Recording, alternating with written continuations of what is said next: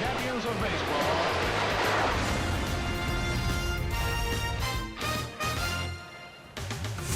At Citi Field in New York, the New York Mets play the Oakland Athletics.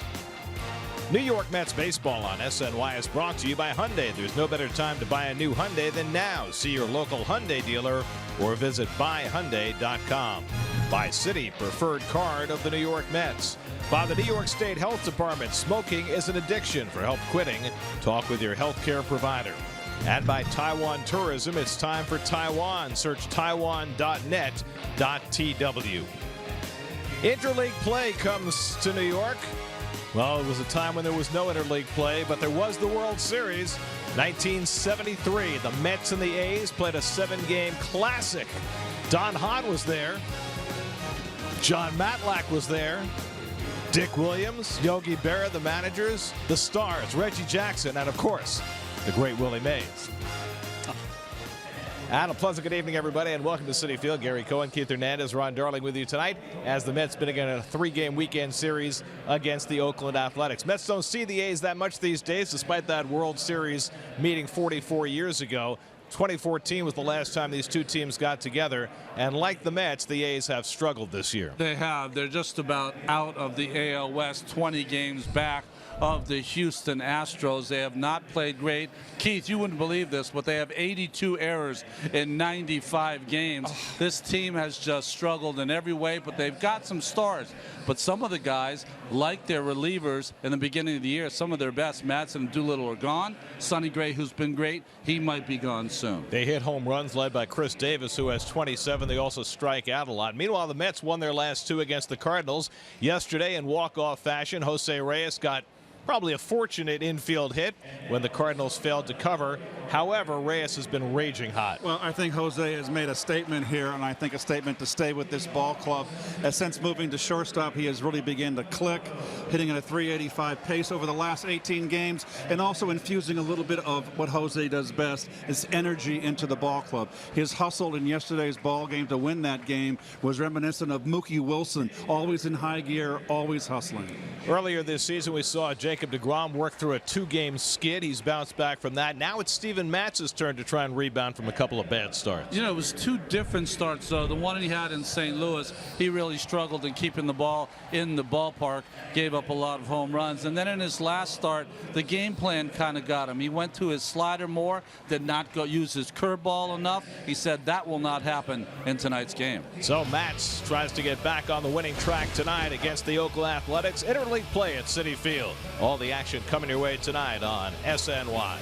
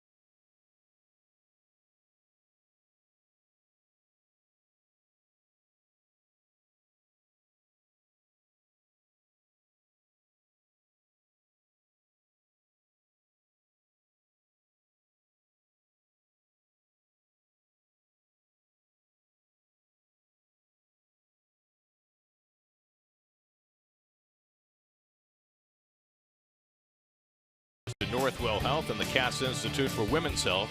The total contribution to date is $107,500 so far this season. Visit northwell.edu/cats to learn more. The Mets and Marvel Entertainment present Noah Syndergaard as Store Bobblehead Night. Tomorrow night when the Mets play the A's, the first 15,000 fans will receive this limited edition collectible. Get tickets at Mets.com/tickets. Hot night in New York. Nice night for playing Frisbee or baseball. First pitch from Citi Field coming right up.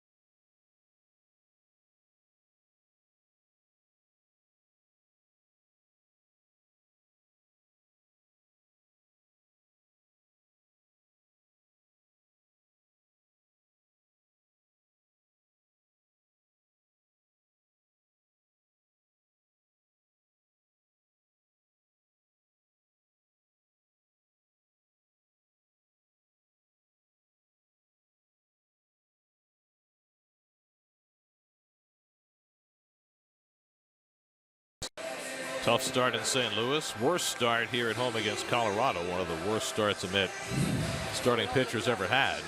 9 hits in just an inning of work. That had never happened before. Here's the Hyundai starting lineup for the A's. Matt Chapman is the rookie third baseman. He's hitting 5th these days. That's moved Ryan Healy over to first base. Chris Davis is their big slugger, 27 home runs. Healy has 19. Their best hitter, Yonder Alonso, out of the lineup today against the left-hander. Only one left-hand bat in the lineup. Rajay Davis, who played in the World Series last year with Cleveland, getting set to lead off. Almost had the biggest swing of the 7th game, right, against Chapman. Those are the Land Rover numbers for Steven Matz after the DL, coming off the DL. So Rajay Davis leads off, hitting .227. First pitch from Matz is outside, and we're underway. Second tour of duty in Oakland for the 36-year-old Davis, who was the American League stolen base champ last year and can still run. And the off-speed pitch is fouled off, and it's 1-1. He might be one of the few older players that never lost any speed at all. He is the oldest starting center fielder in the majors this year, now that Curtis Granderson is no longer playing out there every day. He's on a bit of a hot streak right now, hitting over 400 over his last 9 games. I'd say that's red hot. That close to home, Connecticut native. Lines one the other way, and he's got a base hit to start the night against Matz. Davis, one of 2 A's in the lineup tonight who have faced Steven Matz before, and he picks up his second career hit against Matz. Keith, every pitch was away, so what did he decide to do? Go that way. There you go. Had the reach for it out of strike zone. Now the number 2 hitter, Marcus Semien. Semien recently back from 3 months on the disabled list with a broken wrist. And the A's shortstop takes a letter high strike, 0-1. He had pretty serious surgery, Gary, did he not? Had screws put into his bone. At first they thought it was just a bruise, then they later diagnosed the break. Had the surgery, he's been back for about 10 days, missed 74 games, and he fouls back the fastball, and it's 0-2. Semien, originally with the White Sox, now back home in Northern California, grew up in Berkeley, went to Cal. Last year, 27 home runs for the A's. Hasn't played much this year because of the injury. And Matz with the step off and fake. Davis has 17 stolen bases, 6th in the American League.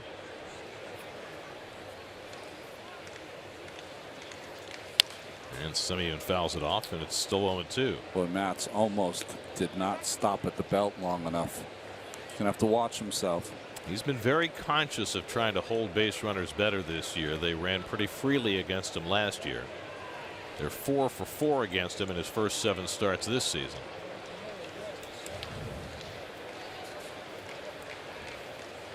Davis stole 43 last year with the Indians, but as Ronnie mentioned, his biggest moment came with the long ball, game 7, bottom of the 8th, tying home run against Aroldis Chapman. He's running. The curveball line to center field. In comes Conforto off the plate on a hop. It bounces away from him. Davis goes to third. He will take a turn and hold on there. And the A's have runners at first and third with nobody out. He can fly. Yes, he can. Whoa. And nice hitting on the breaking ball there. I thought it looked to me like Ronnie slowed his motion down a little bit on this breaking ball. How about the read by Davis? He knew it was a hit right away. No delay. And that was no sure thing. Well, if Conforto catches that ball with Davis in motion, he's going to be a dead duck anyway. Yeah. So he proceeds on to third. No error on the play. First and third, nobody out. And here's Ryan Healy, who DHs most of the time for Oakland, playing first base tonight. 19 home runs for Healy, his first full big league season.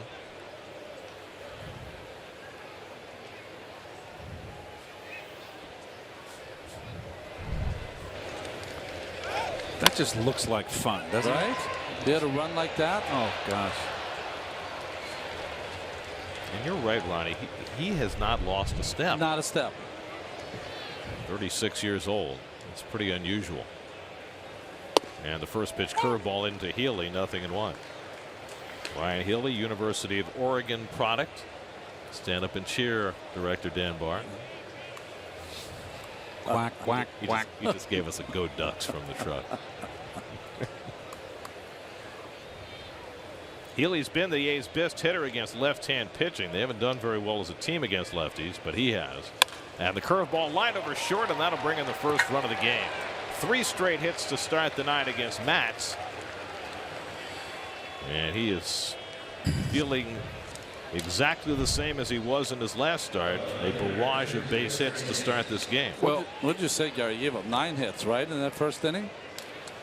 He's throwing up some hangers right now early in this game. In that last start against the Rockies, 4 runs and 5 hits in the first inning, and then 4 straight hits to start the second without retiring a batter. You know, what you work on your entire career is to make sure your arm speed is the same on all your pitches, Gary. Fastball, changeup, and curveball.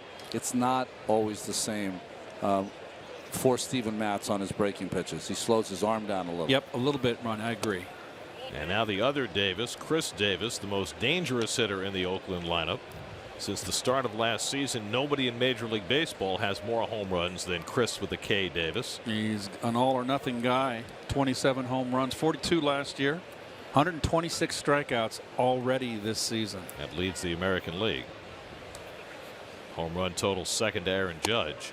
And he takes the fastball low, and it's 2-0. Matt's had a rough time against the Cardinals and an even rougher time against the Rockies on Sunday. Again, that ball not being called across the bottom of the strike zone like yesterday. Iasonia is a high ball umpire. And he gets the call on the changeup. 2-1 to Davis.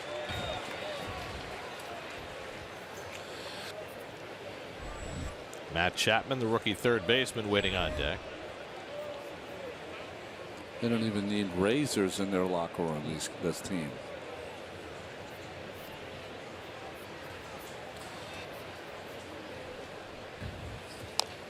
And another changeup, and it's fouled off. We first saw Chris Davis as a Milwaukee Brewer. He had limited success with Milwaukee, and they let him go for very little. 2 minor leaguers right before spring training last year, and he turned out to be a godsend for the A's. Well, we saw his power, but he really had difficulty fielding his position in left field. Still not a plus fielder, and the A's have a few of those.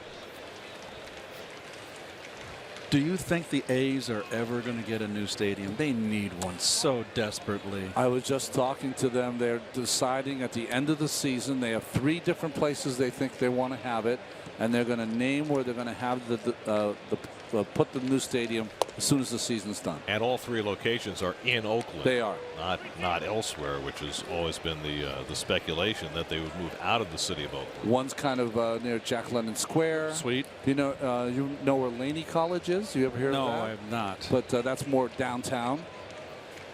3-2 to Chris Davis. Simeon at second, Healy at first, and it's a ground ball. Should be 2.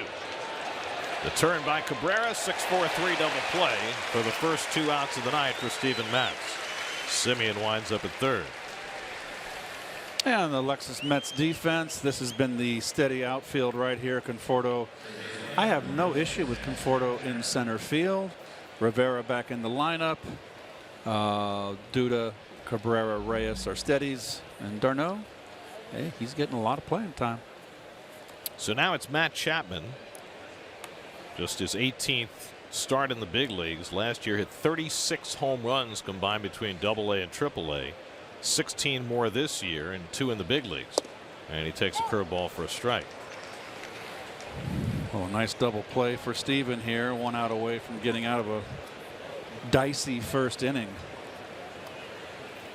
Well, if he can get through this inning with 1 run scoring, he'll feel that much further ahead of the game.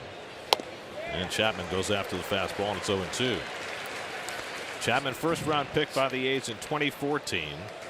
And maybe unique among this group of A's, he's considered a plus defensive player. Ronnie mentioned the error total. Keep it to yourself. I mean, the Mets are not a good defensive team. They've committed 58 errors this year. Let's wait for the Coors Light defense. The A's have more, many more. But they think Chapman's going to be a plus defender. Strong arm, good hands. And changeup misses. 2-2 to Chapman. Not surprisingly, Matz has yet to throw a slider in this first inning. It was a pitch that really got him in trouble against the Rockies last time out. And he was angry at himself after the game that he had followed the game plan rather than trusting his best pitches. And a full count to Chapman. Matt Joyce, the only left-hand hitter in the A's lineup tonight, would be next.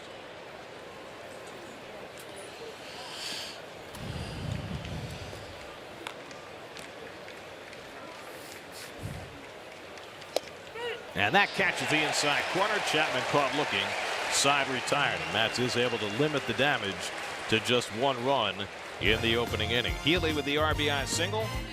Mets come to bat in the bottom of the first, down 1-0.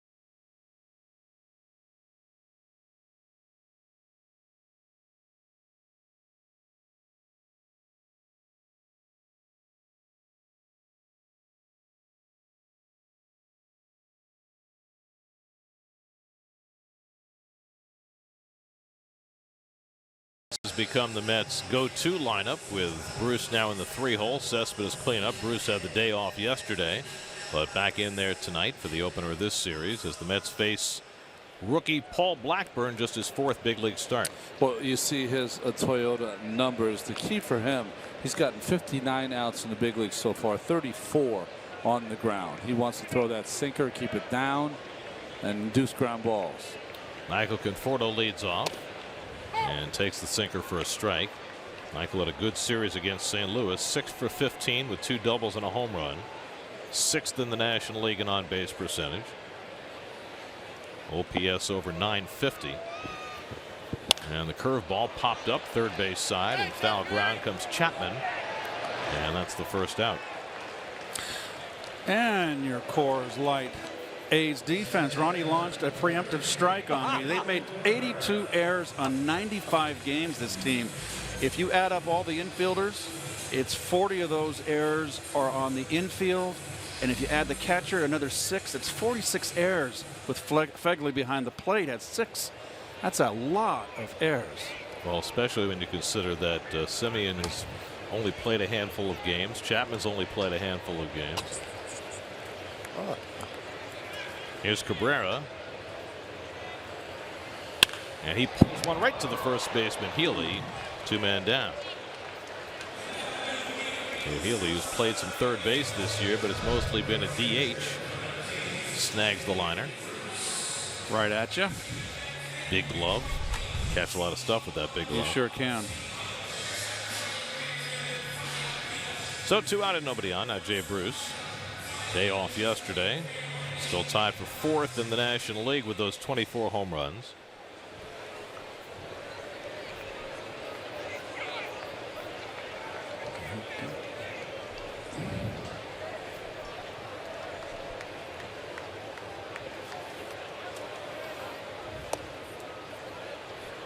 All 1 to Bruce. All these Mets facing Paul Blackburn for the first time. It's Blackburn's 3rd different organization. He was drafted by the Cubs out of high school. Little dribbler. And Blackburn makes the play, and he's got himself a very easy first inning. Sets the Mets down on 5 pitches. 1-0 Oakland after 1.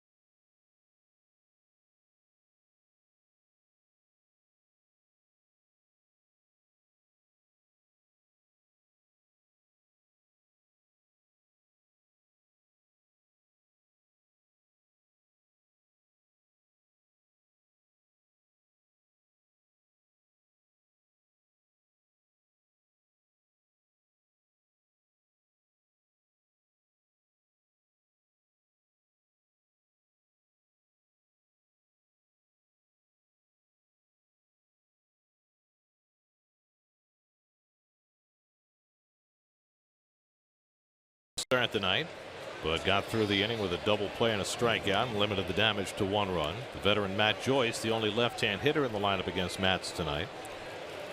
Joyce with his 5th different team, played for Pittsburgh last year. And a curveball in for a strike. Dan Iasonia calling the balls and strikes tonight. Brian Gorman, the crew chief at first. Stu Sherwater and Trip Gibson round out the umpiring crew. And the curveball grounded right at Cabrera. And Joyce has retired one away. We had a unique opportunity before the game to listen in on the pregame conversation, which featured Terry Collins and former Met third base coach, now A's bench coach, Chip Hale. Well, it cooled down nicely. Well, once that sun goes down, boy, it's hot. We were in Baltimore. It's like a swamp. Oh, I'll bet. Oh my gosh, it's so humid there. I asked Joe West the other day, I said, seriously? You picked the day game? How the hell can you get the day game? You know, stinking Everywhere else, it's above the orange line. So, what about above even like the pad? Yeah, that is the pad, the green pad, the square above the 335 is in place. Even all the way up? All the way up is behind. You can see it where like that box is. That's behind. But the one that's even with the, that's all in place. Okay, but the up above is out. Yep, the two pads that are together are all perfect. And then it's the same thing over here. They do have some netting down there in right field. Yeah. It'll get on up there right above the 330. All right, been there. Let's go. Okay. Here they are, your 2017. So if you ever wondered what's discussed in that home plate meeting, a lot of talk about the weather and a little bit about the ground rules. Chip worked here. He should know. But the dimensions have changed. That's since Chip. true. Oh, that's right. He was here in 2010 and 2011 as the Mets third base coach, and of course the dimensions have changed a few times since then. Adam Rosales the batter, and he lifts one to right field. Bruce ambles in, and quickly there are two out. The umpires mentioned how they came from Baltimore, and it was a swamp that was coming out of Dan Iasonia, the home plate umpire's mouth. Reminds me of that game that the voice of the Oakland A's, the Oakland Raiders, and the San Francisco Warriors back then, Bill King. Remember he did that game in Baltimore in his shorts? It was so hot and humid. Bill King, who will be awarded the Ford Frick Award at the Hall of Fame ceremonies in Cooperstown next week. What a voice he had. You know, incredibly deserving, and I only wish that he had lived to see the honor, because he was one of the all-time greats. Josh Fegley, the batter, the backup catcher, getting the start tonight. The guy who had been the regular catcher for the A's, Stephen Vogt, they let him go. He's in Milwaukee now, and they have a rookie, Bruce Maxwell, who's their regular catcher now, but he's a left-hand hitter, so he's sitting tonight, and Fegley getting the start. If they ever needed a character actor to play Mephistopheles in Broadway, it would be Bill King. He had that look and the unbelievable mustache. Fegley chases one well out of the strike zone that Darno had trouble catching. Nonetheless, strikeout for Matz ends the inning, his second. 1-0 A's.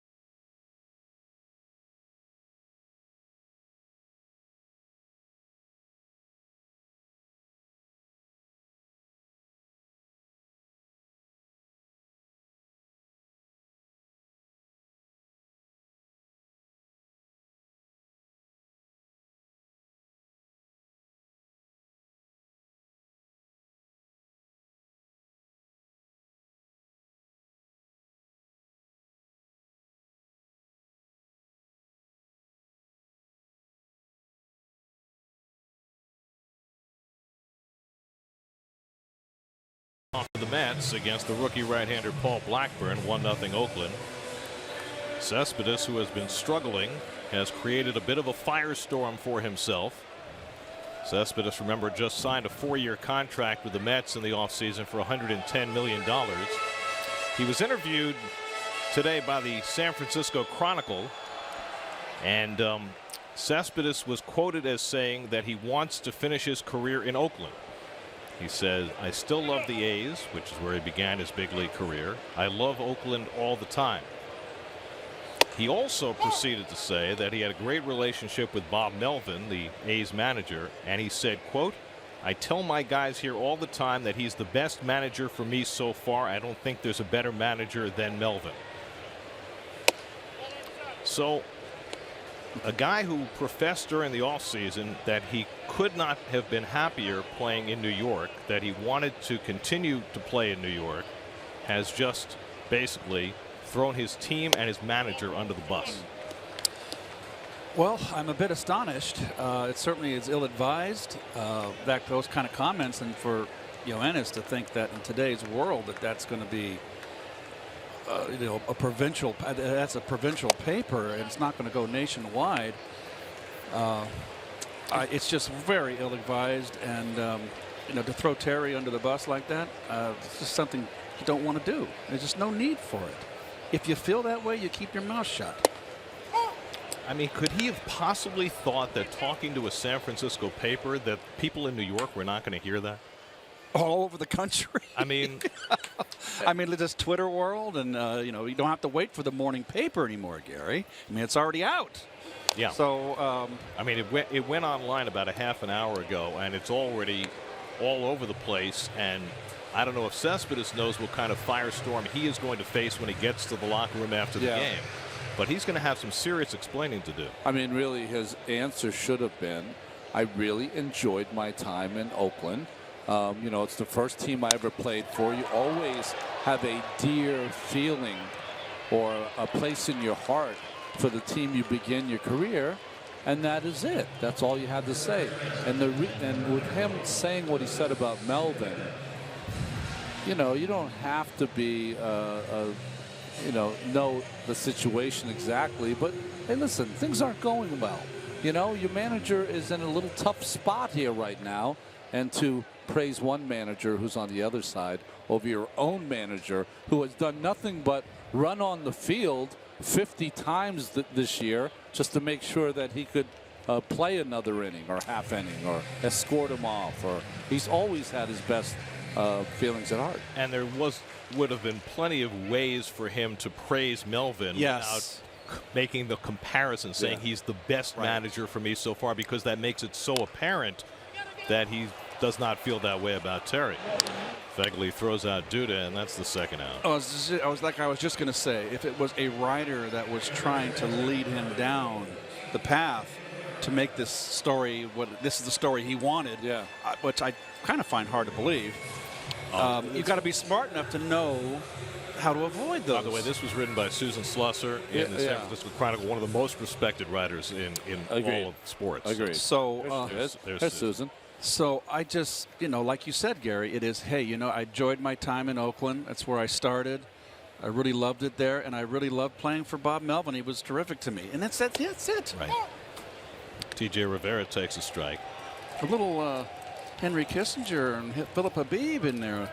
Well, what compounds the issue for Cespedes right now, and, in and of itself, it's not the end of the world, but several times in the last couple of weeks, he has left the ballpark without talking to the media, including after he hit into that game-ending double play on a 3-0 pitch earlier on this homestand. And so that becomes an exacerbating piece, too, for somebody who just gave this kind of an interview to the San Francisco newspaper, and without disparaging his own team directly, certainly did just that.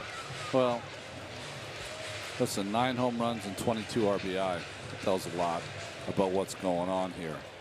And unfair to Terry Collins, and a mistake by Cespedes. You'll know in about 3 hours how big of the mistake was. Tapped right back to Blackburn. And he's off to a fast start. Blackburn set down the first 6. We go to the third at Citi Field, 1-0 Oakland.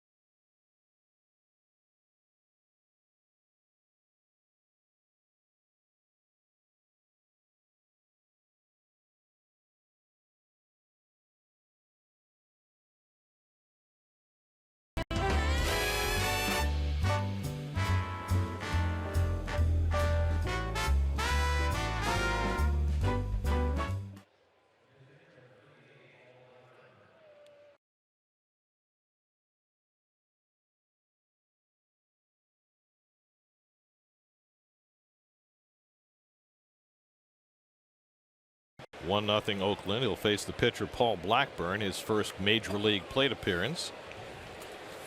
Blackburn was 1 for 15 in his minor league career.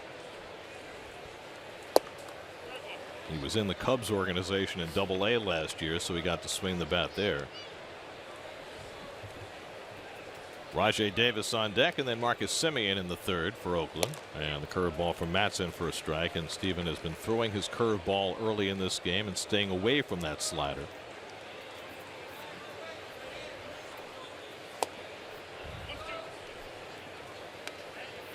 I like the gold lettering on the glove. That different tone of brown with that gold lettering looks nice. The Gold Glove Company, Rawlings.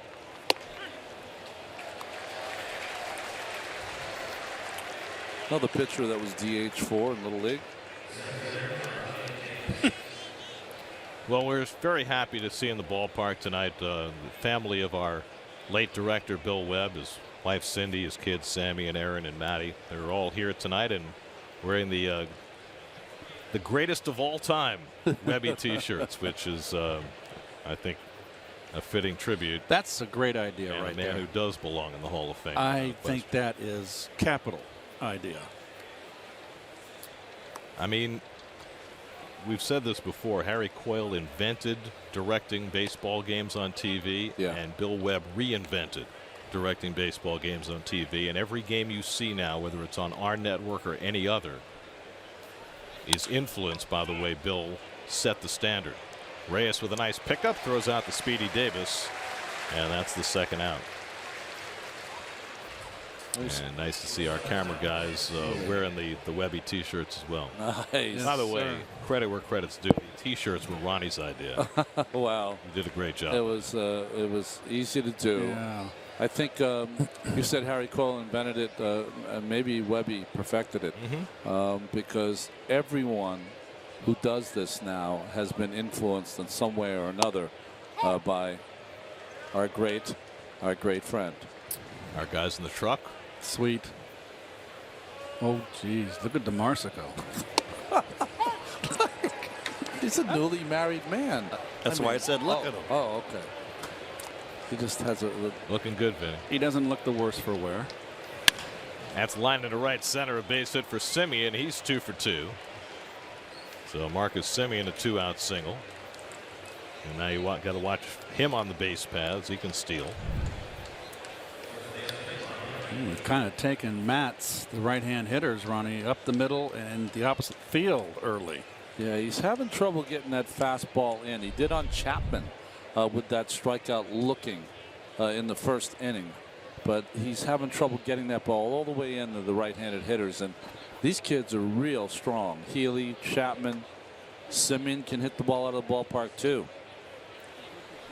Matz had retired 7 in a row before the 2-out hit by Simeon. Now Ryan Healy, who drove in the only run of this game with a base hit to left.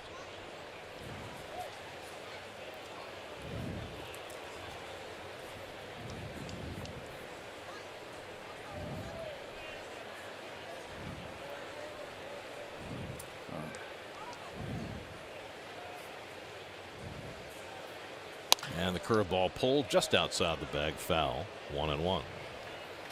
Nice play by the ball boy down there. Nice backhand by the tarp.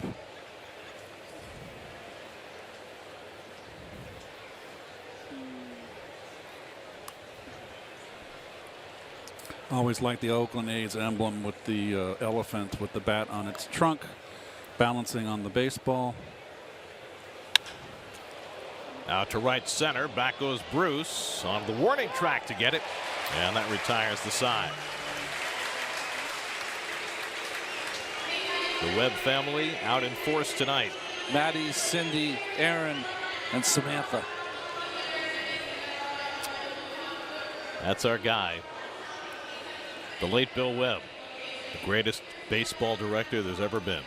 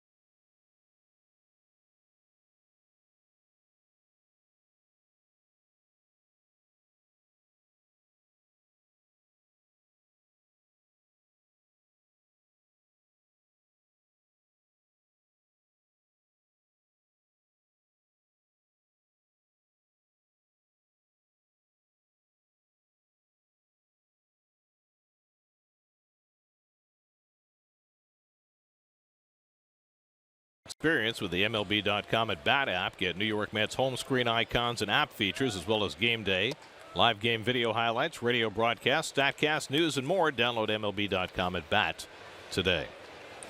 Jose Reyes leading off in the home third inning. Mets looking for their first base runner against the rookie right-hander Paul Blackburn. It's made it look easy so far. And he pours in a strike. 1-1. Blackburn just 23 years old. He was drafted by the Cubs, we mentioned, traded to Seattle in the deal for Mike Montgomery, who wound up being on the mound when the Cubs won the World Series, and then traded during the winter from Seattle to Oakland for Denny Valencia. So he ended up back home because he's a Northern California kid. Right. He's from Brentwood. Now, when I hear Brentwood, as Reyes drives one to center, and it's right at Davis, I always think of the part of L.A., the rich part of L.A., Brentwood in Southern California, but there's a Brentwood in Northern California? Yeah, Brentwood is right off the highway, the 405, and then you have Brentwood, which is on Sunset. And if you keep going down, you make it all the way to Pacific Palisades, and all the way down the hill in Sunset, you end up in Malibu. But Brentwood is kind of northeast, about 45 miles of San Francisco. So explain to me how there can be two Brentwoods in the same state. Well, the Brentwood in L.A. is L.A. That's just a section. It's not a real incorporated It's not an town. actual city. Yes, Brentwood is. All right. Just in Northern California. Just for one who was an East Coast guy, Yeah. not as familiar with California as you guys, I saw Brentwood, I thought L.A. No, yeah. He was born in Antioch. Let it go.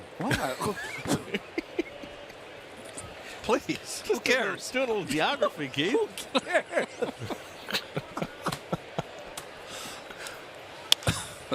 Toward right center off the bat of Darno, slicing over is Davis.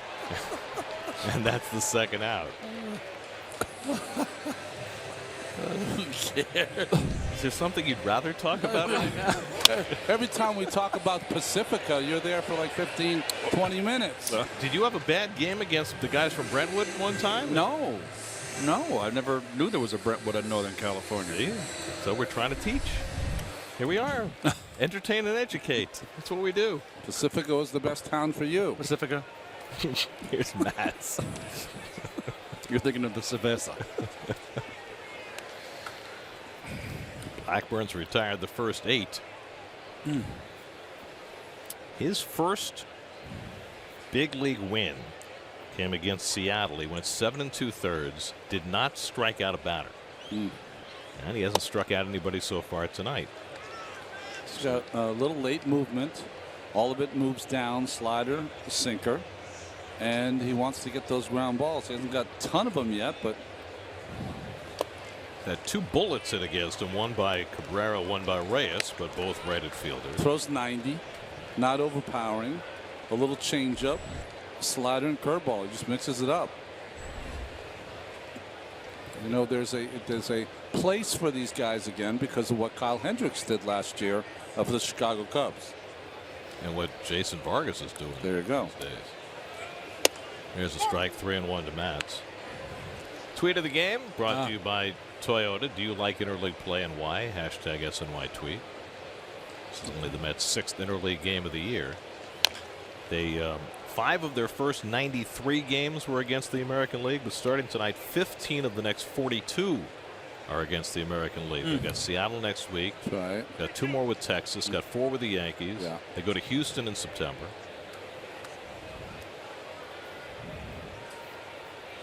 And Mats lines one the other way. And he's got the Mets' first hit of the night. 3rd hit of the year for Steven. I don't think I've seen a starting rotation that swings the bat as well as the Mets. These guys, they have an idea up there, but they don't have ugly swings. You know, some get it done ugly, but they have nice swings. You always talk about a level swing. Doesn't get much more level than that. So the Mets have their first base runner. Now we'll see Blackburn from the stretch for the first time. Conforto fouled out to third base his first time up. And he rockets one to deep right center. Forget that. That is way out of here. Michael Conforto with a monstrous 2-run homer to put the Mets in front 2-1. Jumped on a first pitch changeup, Keith. Right down the old pipe. Number 17 for Conforto. Into the seats right in front of the Shea Bridge.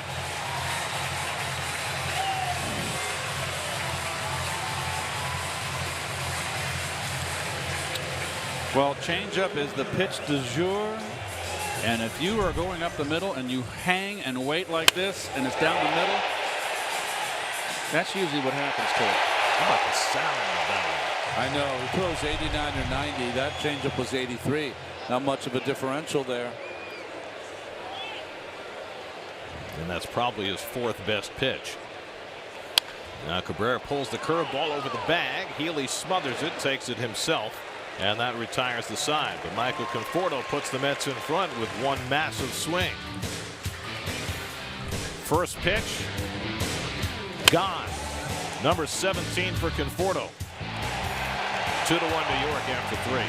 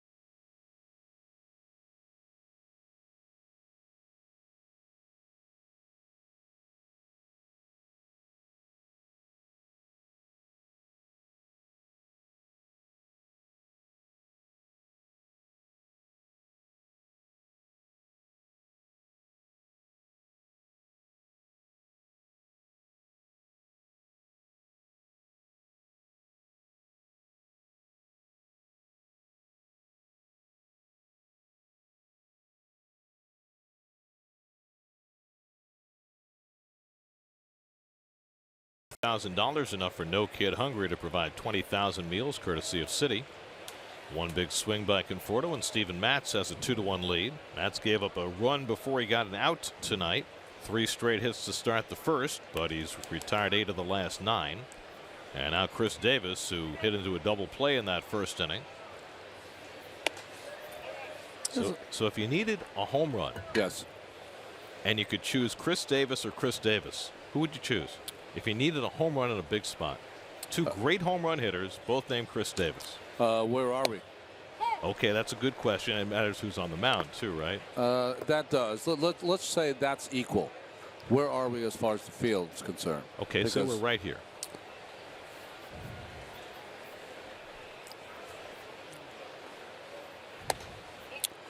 I will take the Davis from Baltimore only because he can hit the ball out to left center as easily as he can hit the right center. I think this Davis is more of a pull hitter. Pull hitter, yeah. I mean, neither one's going to hit for a high average. They're both going to strike out a lot. Yeah. But they both have massive power.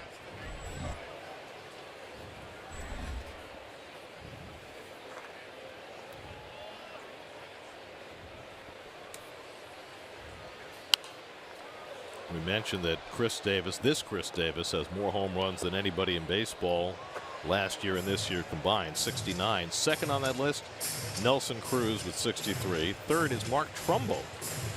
And then Nolan Arenado. Pulling a Franco. Yeah. Johnny only did that when it was a tight spot. You needed a little moment to think, tie the shoe, keep everybody waiting. 2-2. Struck him out. Matz threw the fastball by Davis, who fans for the 127th time this year. Let's check in with Steve Gelbs. His report tonight is brought to you by Budweiser. Steve? Well, Gary, we're following Jacob deGrom around this week, learning his in-between starts routine. Today is day 2 of that routine, a relatively light day, but a very important one. The first day he gets back up on the mound. He starts the day throwing from about 150 to 160 feet until his arm feels nice and loose. Then he heads to the bullpen and just has a light throwing session on the bullpen, just 15 pitches, all fastballs to try and get that feel back. Then he comes out, runs 10 sprints from the line to center field, about 60 yards in total. But when you look at that mound session that he does, this is the new thing that he's added over the last month when he throws 2 bullpens. And this one is critical because he's throwing that fastball down and away to right-handed hitters, the hardest part of the zone to locate for him. He feels like that has really helped him maintain that fastball location in his starts and has led to this level of success that he's had over the last month plus.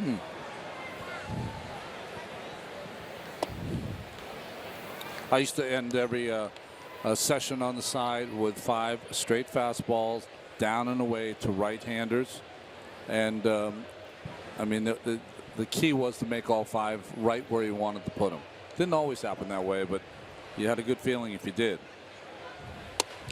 3-1 curveball from Matz and a full count to Matt Chapman. And a good one on the outside corner. Snuck it in there, back door as a one to take. Not a good pitch to hit, 3-1. Chapman went down looking at a 3-2 fastball as last time. This time gets the curveball and fouls it off. Struck him out with a fastball inside before, but came back with 2 curveballs.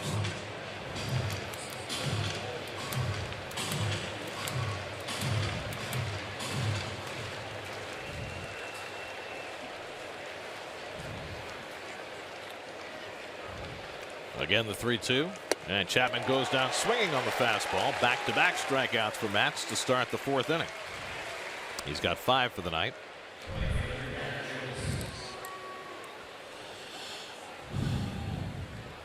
A little late. That train done left. Look of frustration on his face. Dejection. They haven't changed their uniform at all. Exactly the same way it was when I wore it 22 years ago. There's Matt Joyce, who grounded out his first time up. Well, it's a classic. I like the uniform. Everybody else in baseball has either red or blue or black, but not the A's. Green and gold with white shoes. Just past the diving Cabrera and into right field. A 2-out hit for Joyce. I think it's a snappy uniform. It's snappy, but it was hard when I first went there to pitch with white shoes. Feels weird. Feels weird. Right off the bat. Yeah.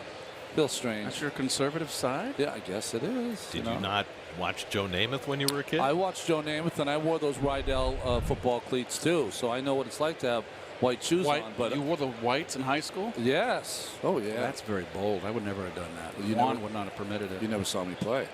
Were you good? Yes. I bet. Adam Rosales bloops one. This may fall in, and it will for a base hit. Joyce goes first to third. A little duck snort off the bat of Adam Rosales, and the A's have runners at first and third. I even thought their uniforms when they had this, they were sleeveless. That's right. Were sharp. They're better than the Pirates. Why the Pirates looked with the Reds. Back when Reggie was. Yes, and it just looked good with the green. That's a Kelly green, is it not, Gary? I believe it is. I'm not as good on my greens as I ought to be. It's Kelly green. Forrest, Kelly. It's confirmed. Now that's ugly. So first and third and 2-out is Josh Fegley, the catcher, who struck out his first time up on a pitch about 7 feet out of the strike zone. There's a story behind that elephant emblem that goes back to the old Philadelphia Athletics when they first started. I read it a long time ago, and doggone it, I forgot. It was John McGraw who labeled them white elephants. That's right. And then they came back the next year. They decided to adopt that as exactly. their emblem. It was a very derogatory statement out of John McGraw.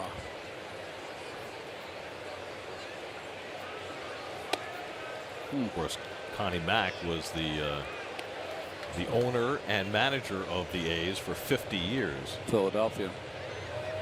In basically the first half of the 20th century, and then the team moved to Kansas City in the 50s, and then to Oakland in 1968. Used to wear the bow tie and the suit as a manager. Right. Good changeup by Matz. 2-1 to Fegley. I read a book about the Philadelphia Athletics, which was very interesting. It kind of gave an insight into the personalities. Because you read about the Athletics, supposed to be the greatest team ever. They got broken up. Right. And, Twice. Yeah. And really, Connie Mack lost a ton of money in the stock market crash. So a lot of it, people think that he sold off because he lost a small fortune. But Jimmy Fox was very, very tenacious player. It was just really a wonderful book. Al Simmons, of course, Nicky Cochran.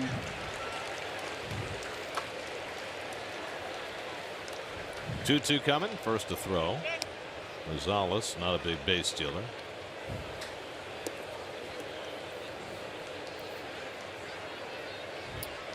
Well, since 1901, 9 world championships, including 4 in Oakland. They had the 3 straight in the 70s, right. 72 through 74, with the Mets the victim in 73. That's pulled down to third. TJ Rivera picks it, goes the short way to get the force, and that retires the side. 2 hits and 2 left on. Middle of the 4th, 2-1 New York.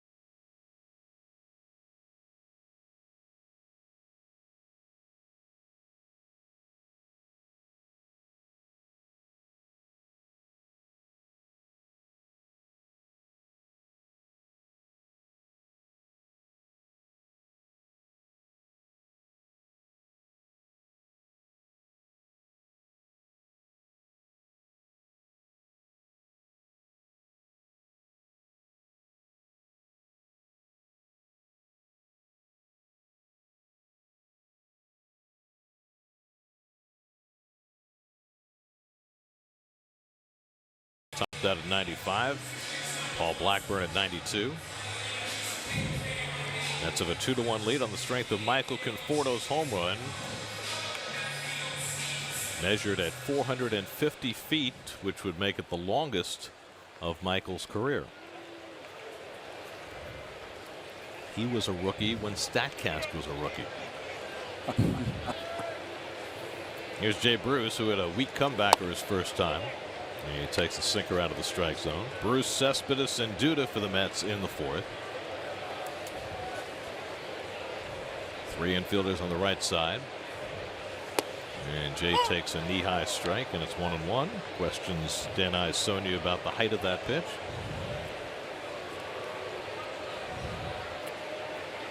Shift.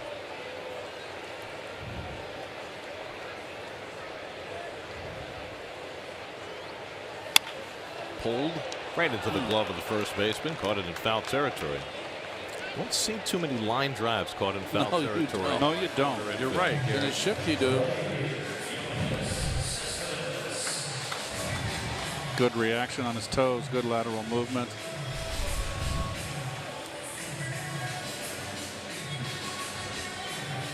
So now Cespedes, who flied to center his first time up.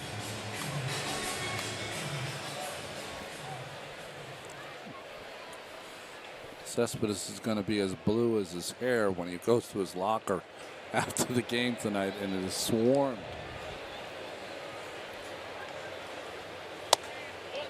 By the New York intelligentsia.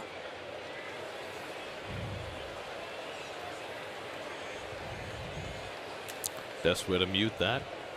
Maybe hit a couple of home runs. Are you calling the New York beat writers the intelligentsia? I think that's a compliment, Keith. I think Keith's objecting to your compliment. I think you're flattering. Well, I mean, they don't write anything about me. It doesn't matter.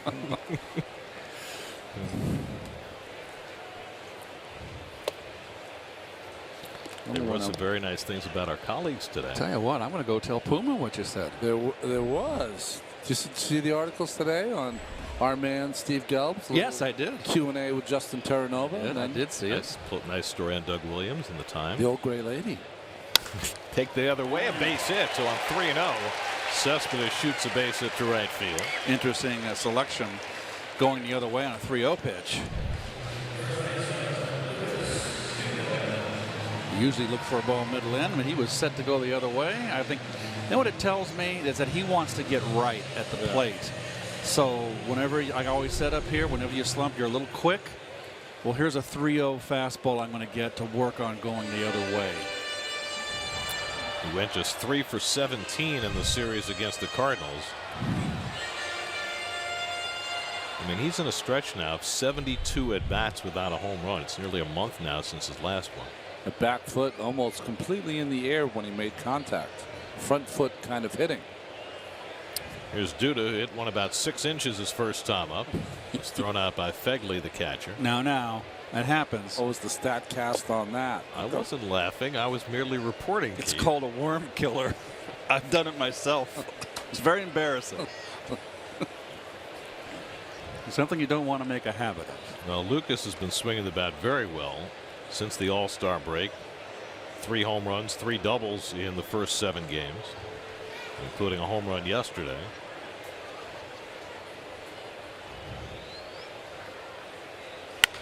And he gets that one off the fists. Rosales gets the out at second. The relay to first by Semien is in time for the double play. 4-6-3 double play ends the inning. Ball not hit hard at all, and yet the A's able to turn it over. Terry Collins says hold. I might want to challenge. Gets the lead runner. I think they got him. Yeah. Gilly, a nice pick. He hasn't played that much first base, but he's looked good there tonight. Got him. Yeah. And the Mets will not challenge, and the inning is over. So the 4-6-3 double play ends the bottom of the 4th. We head for the 5th. Steven Matz back to the mound with a 2-1 lead.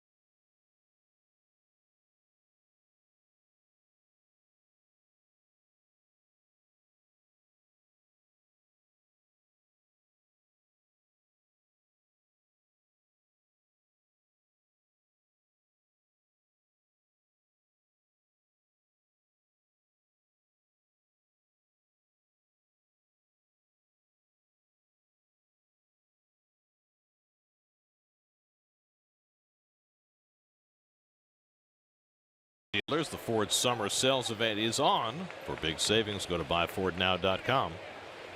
Pitcher Paul Blackburn bats for the second time in his big league career. Caught looking his first time up.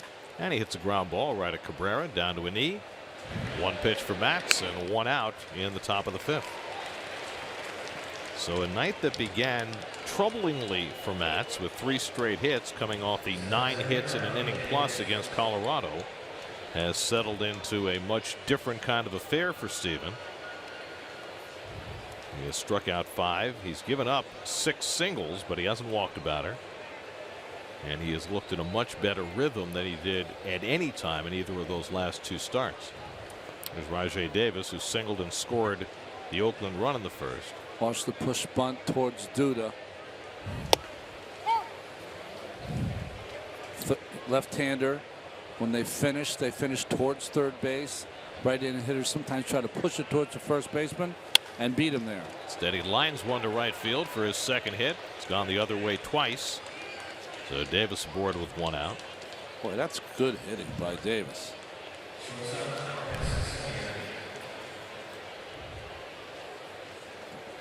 He was one of those guys in the offseason that I was just so surprised that Cleveland, maybe they did. It just didn't seem like they did enough to try to keep him. I just wonder if they thought at 36 it was not a wise investment. They had Tyler Naquin to play center. Brantley was coming back. Marcus Semien is 2 for 2. He singled to center, singled to right. If I were a team that needed that kind of spark plug and I was a contending team, Rajay Davis would be a guy I'd like to have on my team. Play all 3 outfield positions, speed. Well, he might be a piece. I mean, right? the A's have already made 1 deal, sending 2 of their primary relievers to Washington. And certainly there's tons of speculation that their #1 starter, Sonny Gray, who is probably the best available pitcher, as Matt picks off Davis. The throw by Duda, though. Oh, he went out of his way. What is that? I didn't see a call by the umpire. Did he say safe or out? I thought he called him out. And Reyes got bowled by Davis. And Ray Ramirez is going to come out and see if Reyes is okay. It was a very odd slide by Davis. It was almost an interference slide. Did he go out of his way? Yeah, he kind of slid into Reyes and then held the bag. Can't do that. Oh, he just stuck in the dirt, Keith. He got down. I think that's what it was. He's trying to get inside. And he just got stuck in the dirt. But that's, let me tell you, I'm sorry, Ronnie. Yeah. You go into the bag. He beat the throw. Well, it looked like his hand was to the bag before the tag. And the A's are going to challenge it now. They waited a long, long time. That was well beyond 30 seconds before Bob Melvin signaled the challenge. Number 1, if he goes in straight, he beats the tag. Yeah. If he goes in a straight line, it's the closest to point A and B. Yeah, that's right. He's going to be safe. I thought he didn't have to go like he went after Reyes. I don't know what he was thinking. If it was a double play, okay, fine. I can understand that, trying to break him too. But do you think, and I'm not giving him the benefit of the doubt, do you think he was trying to get to the inside to make sure the ball hit him, or made a tough throw, and then when he tried to get to the outside of the bag, he wasn't able to get there? I think that's exactly what happened, Ronnie. I think he was trying to make it hard for Duda to get the ball there without hitting him by running inside, but then he couldn't find the bag. And this is a perfectly legal slide because he's able to reach the bag. He's not out of the baseline. Well, he also might be safe. Yeah. And both of them could have got hurt there. In planned review brought to you by Mazda Driving Matters. The umpiring crews in Chelsea this week. Sam Holbrook's crew and Hunter Wendelstedt's crew have to try and figure this one out. Reyes able to laugh about it now with Davis. Well, the spike of Davis came up and hit the right hand of Reyes. That's where it looked like he was injured there for a second. Well, they're not handling the timing of these challenges very well. First of all, they've put in a 30-second guideline, and Melvin clearly exceeded that before he decided to challenge, and then the 2-minute rule, and they do overturn the call. So it is a stolen base for Davis.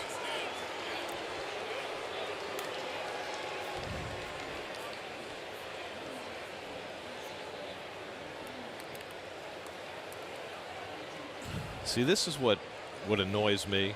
They just announced that the time of the delay was 1 minute and 39 seconds. If you take it from the end of the play to when the next pitch is thrown, it's probably 5 minutes. I told Russ I needed my razor. I think I have to shave again in between that replay. But I just think it's dishonest to announce it as a 1 minute 39 second delay, because that's not what it is. That's right. From the time the play ends to the time the next pitch is thrown, that should be the time. That's right.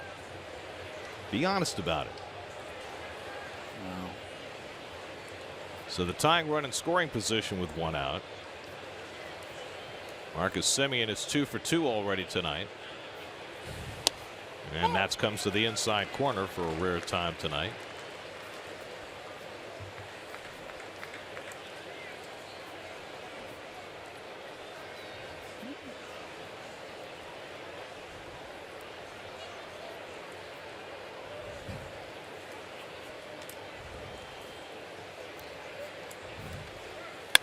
Ground ball past the mound and into center field.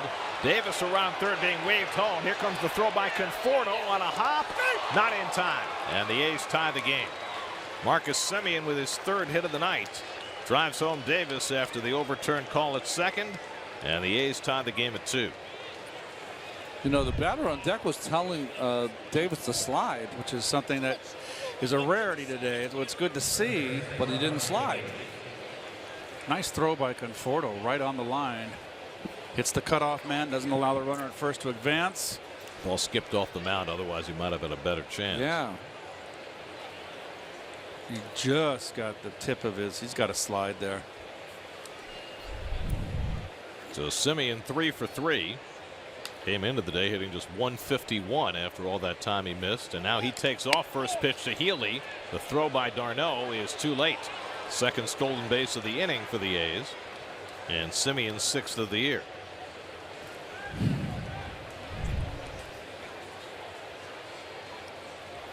Change up and away. Should be a good pitch for d'Arnaud to throw, and he threw a good throw, but Semien just had too big of a lead and barely gets his hand in there. He went down too soon, almost got stuck in the mud. So now the go-ahead run at second, and Healy takes the curveball for a strike.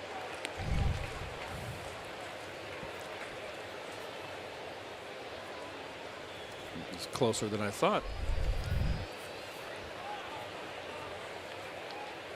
Healy drove in the first Oakland run with a single to left in the first, flied out to the warning track and right in the third, and the backdoor curveball misses 2-1.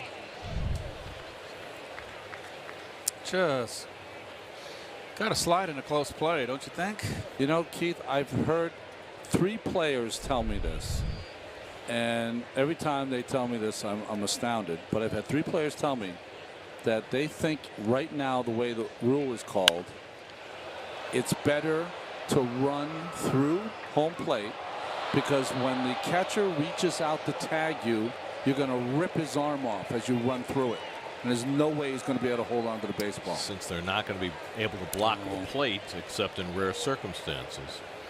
I've had 3 different players tell me that. It makes some degree of sense. So Willie Mays was one of the best at sliding feet first. Fade away. And sliding in feet first and kicking the glove. Yeah. Willie was very adept at that.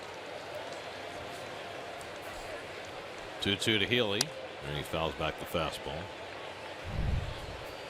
Healy got in there. This is the on-deck hitter. Watch him. Lower left column. Here he comes rushing over to home plate, as he should. He should get the bat first. You could hear him say, down, down, down. You don't want to pay attention. That was great audio, in addition to seeing him sprint over with the bat in his hand. That was great.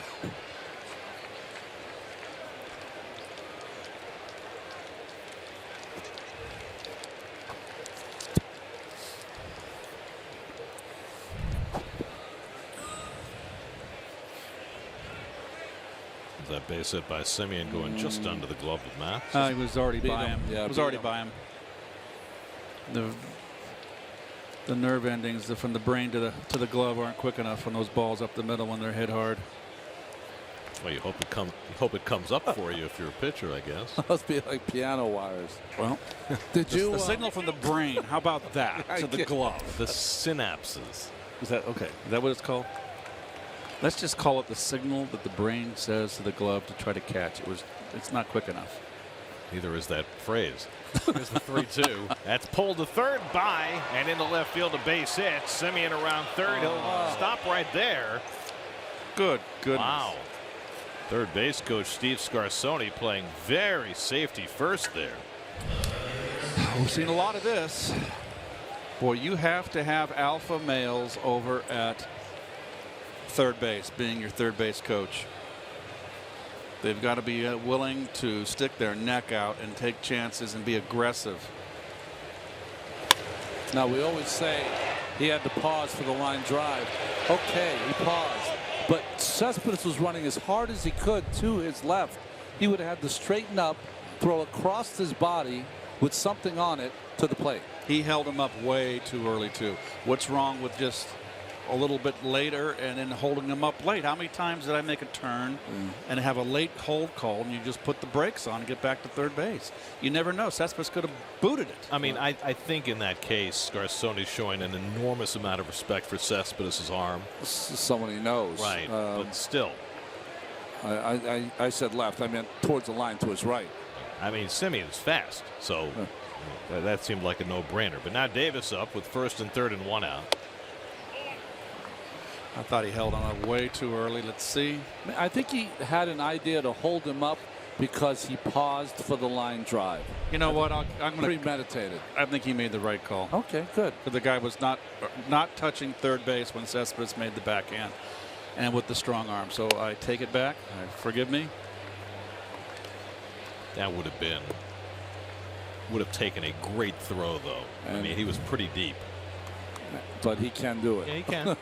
But you got to, with 2 outs, you got to send him. No, if there was 2 outs, you got to send him. Right. Davis lines one to right. That'll get the run in. Bruce back to get it, and Simeon can walk in with the go-ahead run. Sacrifice fly for Chris Davis puts Oakland in front 3-2. So Oakland showing a little bit of spunk here. Well, listen, in the open, I mentioned how many errors they have, how they've had a fire sale, how they have a lot of young players, but the record is kind of the same as the Mets. Well, what I found interesting was they're what are they, 2-12 against Houston? Is that what it was? 2-10. 2-10 against Houston, and 41 game under 500 against the rest of the baseball, the major leagues. So that's, everybody was saying this team was going to lose over 100. What's the most curveballs you've seen Mats throw in one ball game? Well, clearly after the last start where he felt as though he subverted his curveball to his slider, he has made a conscious effort to throw more curves. And another one, he gets a dribbler off the bat of Chapman, and Mats guns it, and Duda stretches to stay on the bag, and that retires the side. But the A's score 2 to regain the lead halfway through 3-2 Oakland.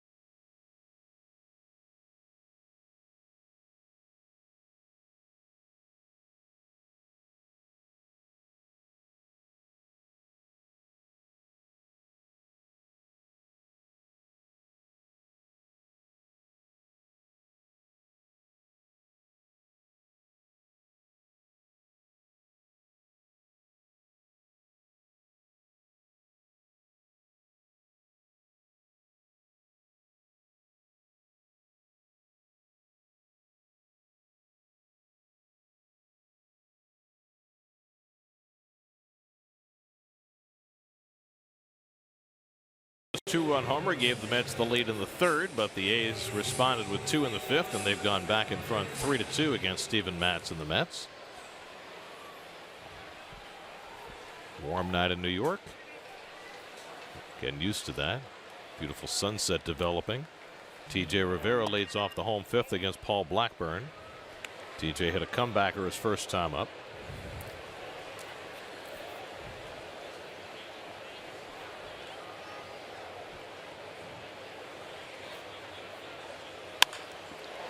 Right center field, falling fast and in front of Rajay Davis for a base hit.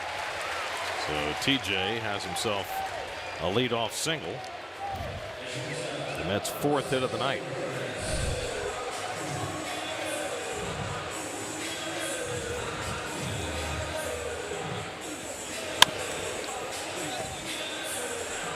Well, TJ uses that whole field. So now Reyes, who hit the ball hard his first time up, lined out to center field.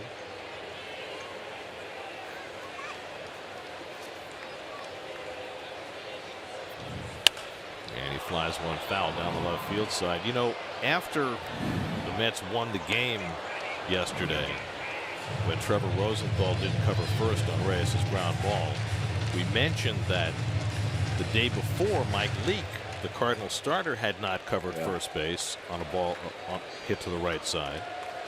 What I didn't know at the time, and the Cardinal people pointed out after the game, is that Rosenthal himself had failed to cover first base a few weeks ago, which helped cost the Cardinals another game. This is the play yesterday. Reyes able to beat it out for the game-winning hit. Probably would have been out if Rosenthal had gotten off the mound. Well, you saw Rosenthal in the foreground after Reyes' swing. Didn't move. He's spectating. So there was a story in the St. Louis Post-Dispatch that came out this afternoon. John Mozeliak, who was bumped upstairs in the Cardinal organization, opined that they may need a change of culture, was the expression he used, in the Cardinal clubhouse. Ouch. We talked several times during that 4-game series about how, you know, this is not what you've normally seen from the Cardinals over the years, last year and this, the lack of attention to detail defensively. Double play ball if they hurry. The flip by Semien. Rosales with the turn too late. And Reyes running. Ball does not hit hard enough to turn 2. So the question is, Gary, where do you start in changing the culture? Well, that seems to be a shot across the bow of the manager to start with, don't you think? Yes, and if you read the articles in St. Louis today, they were scathing. They even brought up the ghost of George Kissel, the minor league fundamentals instructor. When I was in the minor leagues, they brought up those ghosts of the past, and even brought up how people pay a lot of money to come from all around the 8 different states on weekends to watch this kind of baseball. It was a scathing article. That was written by Jesus Ortiz, who used to work in the New York area. He's now a columnist in St. Louis. Here's Travis d'Arnaud. Reyes looking for career steal number 500. This would be a good spot for it. Yes, it would. A's have not been good all season long against the stolen base, but the Mets don't run too much. Mets have 23 steals for the year. Reyes has 11 of the 23. Up the middle, off the mound into center field, a base hit. So d'Arnaud bangs one through the box. Reyes advances to second, and the Mets have 2 men on in the 5th with 1 out. And a pretty good hitting pitcher coming up. Oh, Matz is going back to the dugout. Really? What is happening here? Curtis Granderson is going to bat for Steven Matz. Wow. So Terry Collins. Wow. Throwing down the gauntlet here. Matz is at 82 pitches through 5 innings. And after struggling in his last 2 outings, this might give him a chance to win if the Mets can get a lead here in the 5th. But the Mets have a base hit in his last at bat? He did. Yes, he did. The right field. Is he one of the best hitting pitchers the Mets have? Well, it's a surprising move.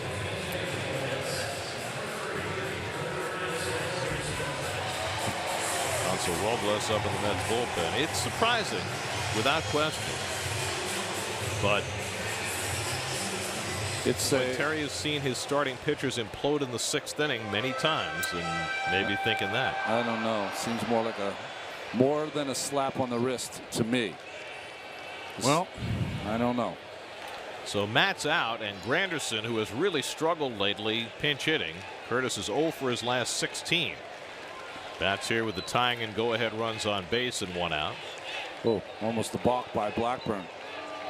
There was a balk. I just see Tom Goodwin. He's with the first base umpire, Brian Gorman, arguing about it. He balked on that play. Did not call it.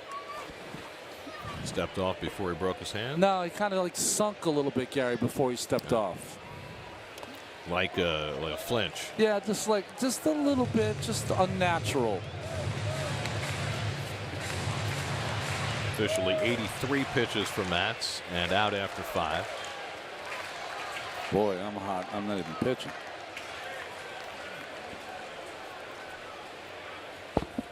Well, interesting. He didn't go 5 in either of his previous 2 starts. And now Blackburn behind on Granderson 2-0. Blackburn has not walked a batter tonight. He has not struck out a batter either. And that's pretty much his game. Conforto took him nearly to the Shea Bridge his last time up, is on deck. So the Mets with a couple of cracks with power hitters at the plate against Blackburn, who's now given up 3 home runs in 24 big league innings. And Curtis takes an off-speed pitch for a strike.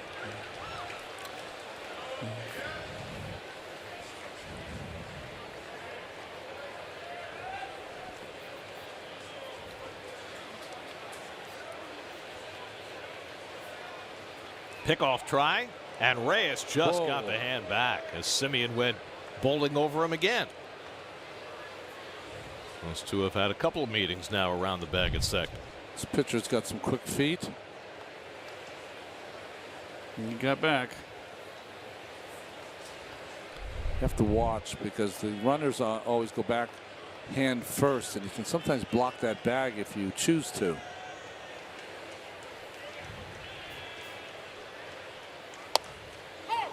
On the corner at the knees.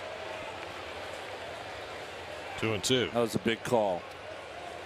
I thought it was outside. Could be wrong. No, you got to give that one to the pitcher, don't you? Yeah, that's a good pitch. That's a nasty pitch. Should have been down too. I thought it was knee high. Yeah. So now 2-2 to Curtis. Reyes at second, Darno at first, and this time Simeon did not go into cover.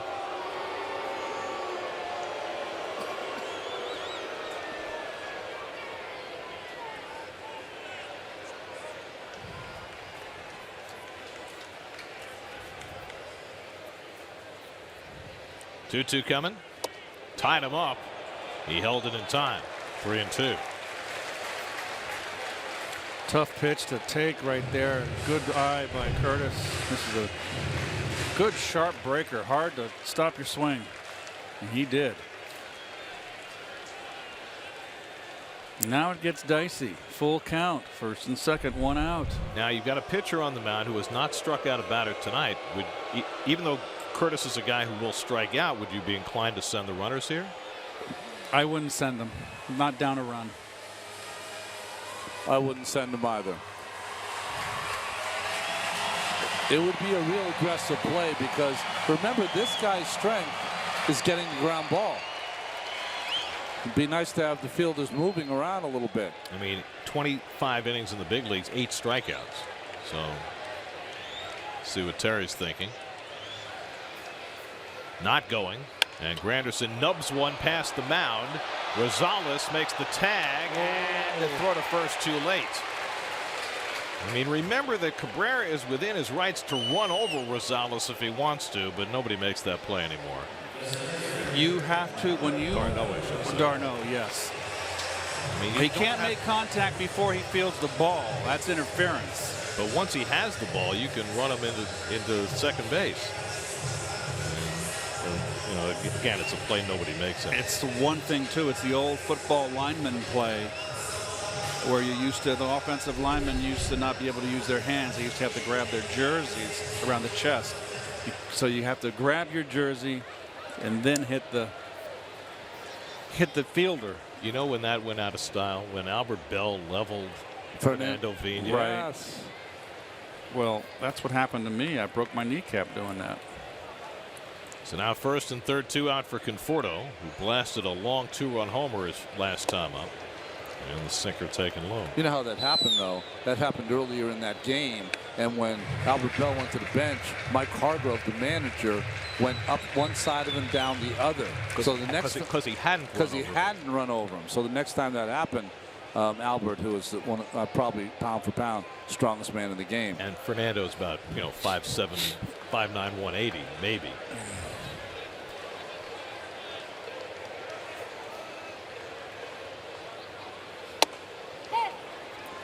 This kid's fearless, by the way, Blackburn. Yes, he goes after hitters, throws strikes, doesn't he not? And he's jammed some guys with his stuff around 90 miles an hour, which means to me he's throwing around 86, 87, 88. East Bay kid who grew up a Giants fan, but was at the Coliseum for Dallas Braden's perfect game in 2009.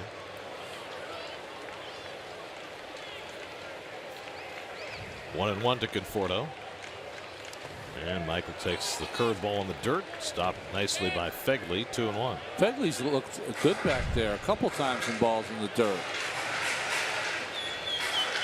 He's got that big wrap on his right hand. Yeah. That's a strange looking thing he's got on there. As soon as he blocks the ball, though, very quick onto his feet to retrieve it.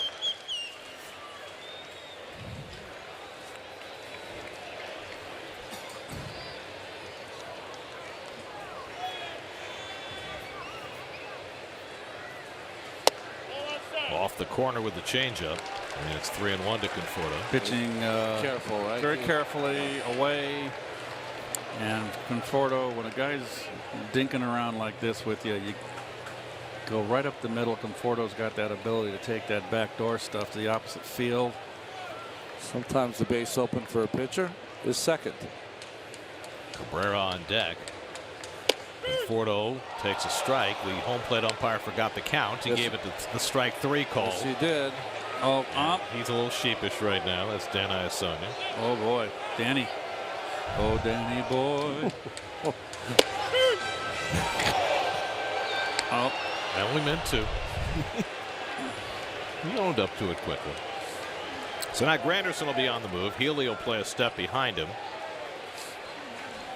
Reyes at third, carrying the tying run with 2 out.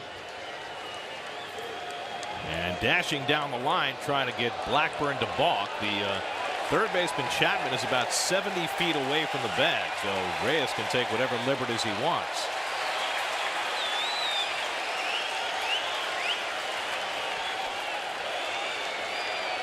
Runner in motion at first. Conforto hits one in the air to shallow right center. Davis makes the call and the catch, and that retires the side. Mets get a couple of hits, but Strand 2. Matt's out of the game. Mets go to the bullpen. Go to the 6th, 3-2 Oakland.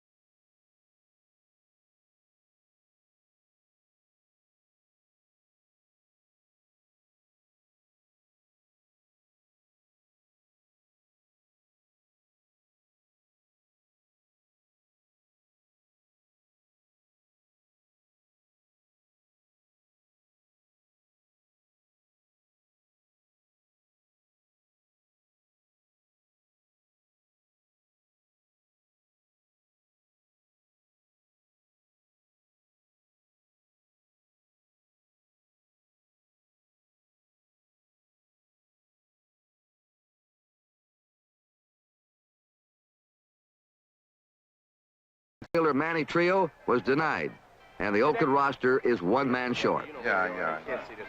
Mr. Barra, I know we've been denied putting Trio on. We are allowed having him in uniform. Yeah. Along with Bill North. Bill North, right. Would you object to Mr. Trio being in our bullpen?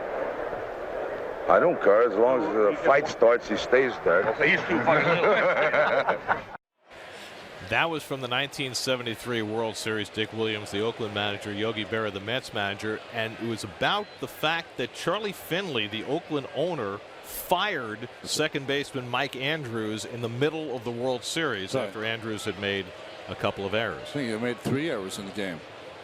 So he tried to fire Andrews and replace him with Manny Trio, but the commissioner's office said no, and of course Yogi was fine with that.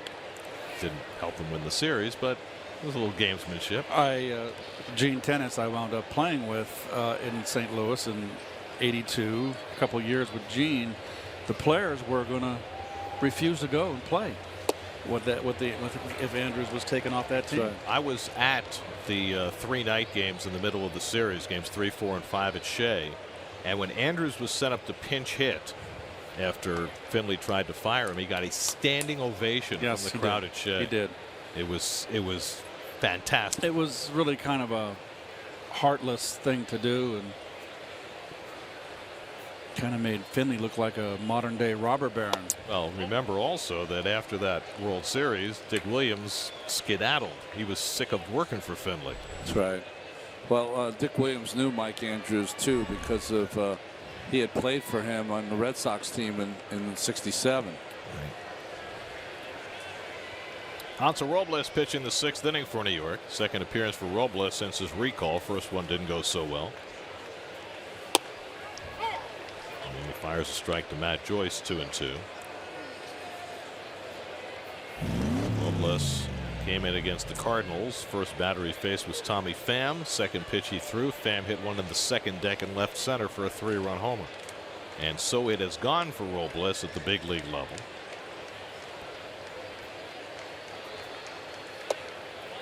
So it's not gone well, but you're going to put him in the 6th inning of a 3-2 game. It's going to be interesting to hear from Terry about his decision-making process there, about why he decided to bat for Matz.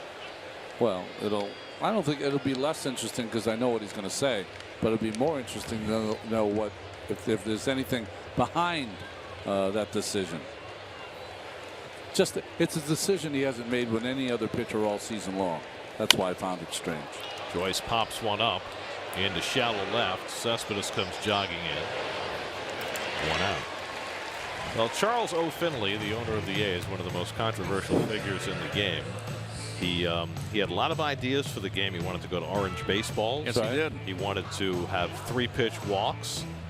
He introduced the mule as the mascot. Made a fortune in insurance. Paid his players to grow mustaches, and some of them grew beautiful mustaches. He was I think the modern day Bill Veeck, the Bill Veeck of the 60s and 70s. With the long hair, he allowed his players to grow long hair and beards and mustaches, which really broke the barrier. He also tried to sell off his players and was blocked from doing that. He tried to sell Joe Rudy in particular, and Commissioner Bowie Kuhn prevented him from doing that. Yeah, he was more like P.T. Barnum in the way he did things, and he was not well liked by most. No, I think the players on those teams would tell you that they won in spite of Finley. Yes.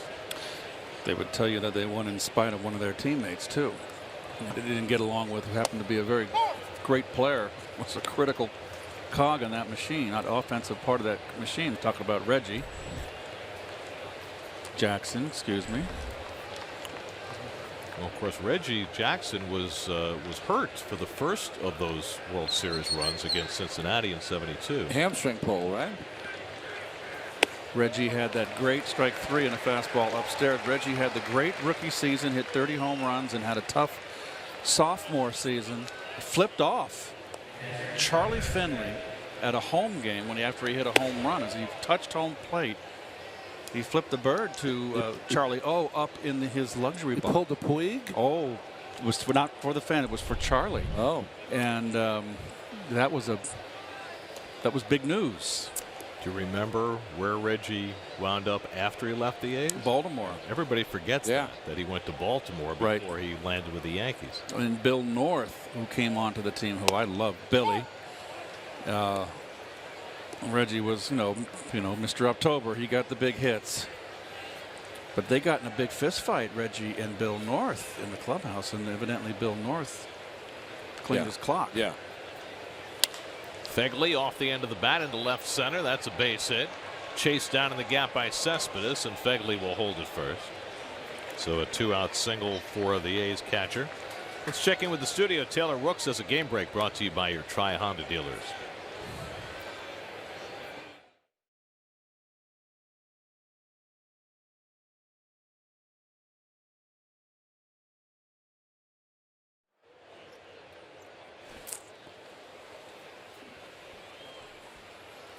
Randall Grichuk just back from the DL for the Cardinals, a home run in that game.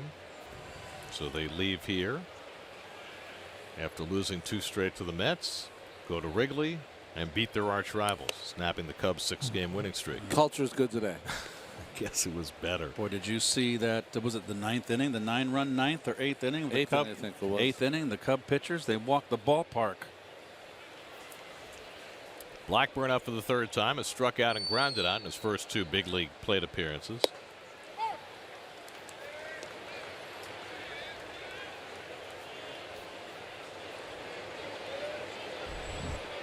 Paul Sewald, next man up in the Mets bullpen.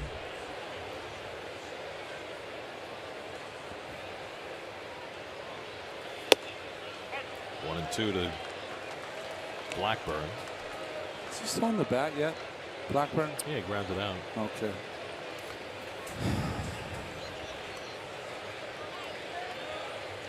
I think he has other things on his mind. Well, he's dealing so far. And Robles gets him looking to end the inning. So a scoreless inning for Hansel Robles. That sends us to the bottom of the 6th with the Mets down 3-2.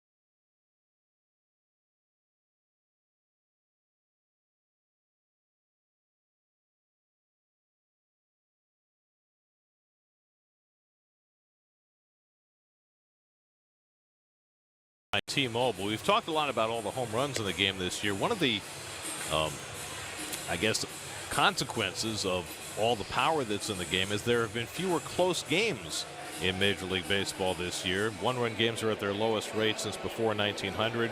Games decided by 2 runs or less at their lowest rate since 1903. Well, you can look at this homestand to see back that statistic. Well, before yesterday, the first 6 games of the homestand were decided by an average of 6.5 runs. Yesterday, a 1-run victory for the Mets. Mets have played 25 1-run games out of 93, so a little higher than that overall major league rate. 2, 3, and 4 in the Mets batting order in the home 6th against the rookie right-hander Paul Blackburn. And a first pitch strike to Cabrera, who's lined out to first and grounded out to first. Bruce and Cespedes to follow. Against Blackburn, who's making his 4th big league start. The A's, like every team, have had injuries to their starting rotation. Andrew Triggs out for the year. But Jarrell Cotton and Kendall Graveman are both pretty close to coming back. Cotton threw a bullpen session today coming back from a finger injury and said he's good to go. So Blackburn may be pitching for a spot in the rotation. Same thing for Sunday's A's starter Daniel Gossett, another rookie. And with 2 strikes, they'll put on the full shift against Cabrera. And Blackburn's been effective, real effective so far. Curveball down. There, the city probable. Sean Manaea, who's been the second best A's starter behind Sonny Gray, goes tomorrow, the left-hander, against Zach Wheeler, and then Gossett Sunday against Rafael Montero. And of course, both those games are on picks. We're back with you on SNY Monday night for the start of the road trip in San Diego, 9 o'clock Monday night from Petco Park. I was going to say, we started to talk about it earlier, the fact that Sonny Gray, who is the A's ace, probably is the best starting pitcher available before the trading deadline. And I don't think anybody expects him to be in an A's uniform after August 1st. Cabrera draws a leadoff walk. In fact, when Gray pitched night before last against Tampa Bay at the Coliseum, he got a standing ovation from the A's fans as he left. Fans thinking there that they had seen the last of Sonny Gray as an Oakland Athletic. No fan base would know better. You know, that's true. I was looking today. You know, they tend to allow their people to walk away. And Billy Beane expressed a lot of frustration about that this week, that over the last 20 years, that has been the continual pattern. And, you know, this is an A's franchise that's had some success. They made the postseason 3 straight years from 2012 to 14, but had to break that down. They brought in John Lester for that, what they hoped would be a playoff run in 2014. Pitched him in the wild card game against Kansas City. Against Margin. And it didn't work out. And since then, you see 68 wins, 69 wins, and maybe the same territory this year. Lester had a 4-run lead going into the 7th. Then they started running. Yes, they did. It didn't stop.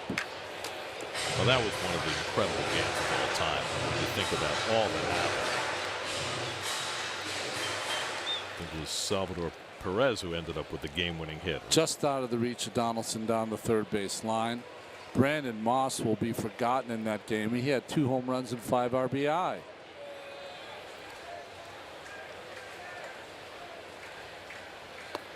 Good change. Moss, who is now playing on the other side of that equation in Kansas City. And had been struggling until the last couple of days. He had 4 RBIs in the Royals win last night. 1-2 to Bruce, who has hit a comebacker, and then a foul line drive caught by the first baseman. That's a rare animal. And he goes down swinging on the high fastball. So Blackburn has his first strikeout of the night.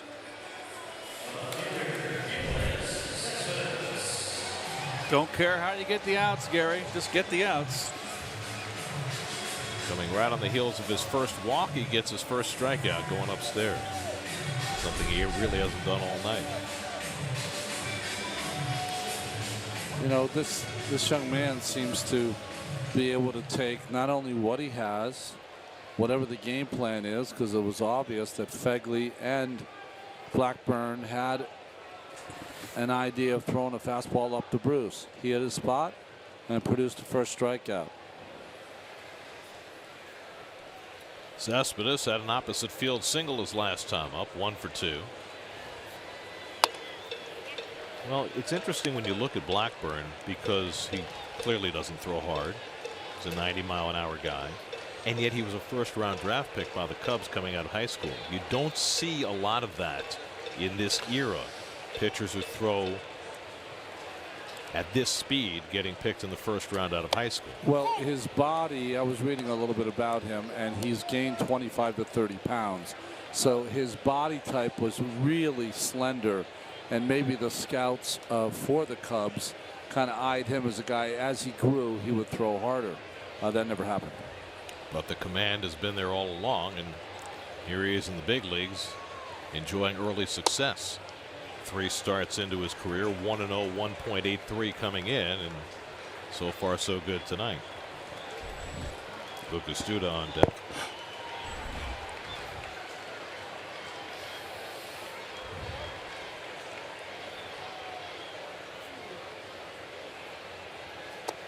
And the curveball out of the strike zone, and Blackburn, who's been pitching ahead in the count for most of the night, behind Cespedes for the 2nd straight time. Remember, Cespedes was 3-0 his last at bat, and he banged a base hit to right field. See if Terry 3-1 sets Cabrera loose at first base, puts him on his horse.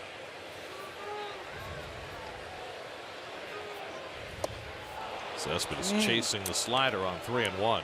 Those are the signs that he's in a slump. Yeah, he had a breaking ball prior, Gary.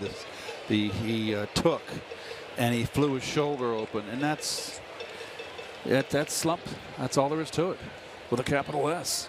You're going out of the zone, right? We've seen Cespedes over the short span here just kill breaking balls.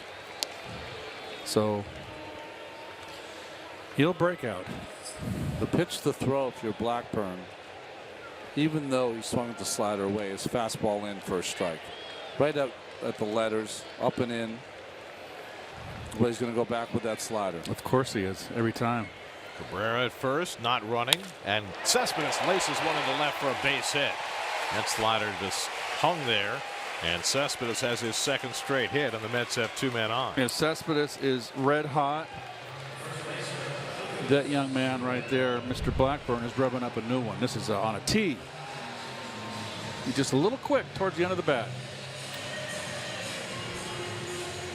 Melvin, the A's manager, is on his way out to the mound. He's got a left-hander ready in the bullpen. He's only got one lefty. That's Daniel Coulomb, and he's coming in.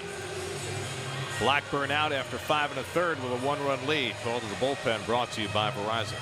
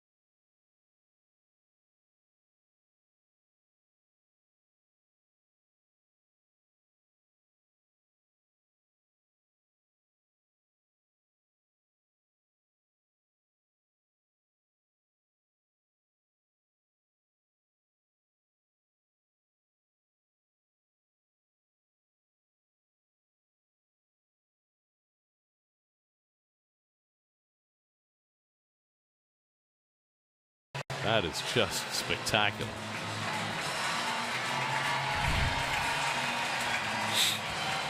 Kevin Long, Mets hitting coach, going over the scouting report on Daniel Coulomb, who brings his electrostatic force to the mound.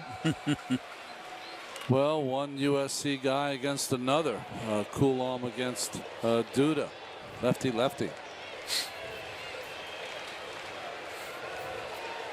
Lucas is 0 for 2. Cabrera at second. Cespedes at first with 1 out.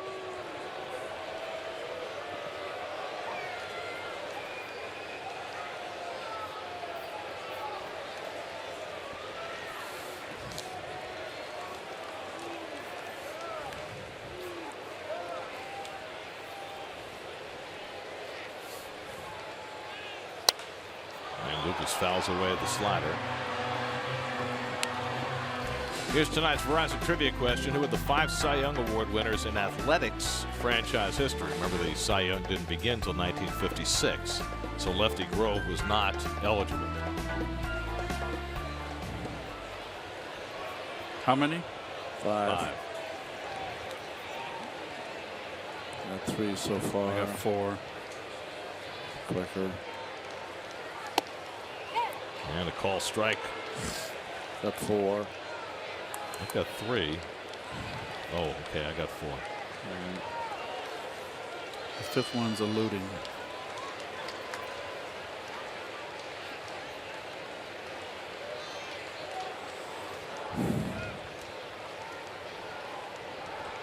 Coulomb ahead on Duda, 0-2. And it's pulled down to first. Big hop comes up and hits Healy in the face. And Duda is safe at first, and now the concern for Ryan Healy. That ball took a terrible hop, which you almost never see anymore, and it came up and got him right in the face. Oh. And the Mets have the bases loaded, but the concern for Ryan Healy, who has played a terrific first base tonight and was right in position for that ball, but he could not have anticipated how that ball was going to bounce.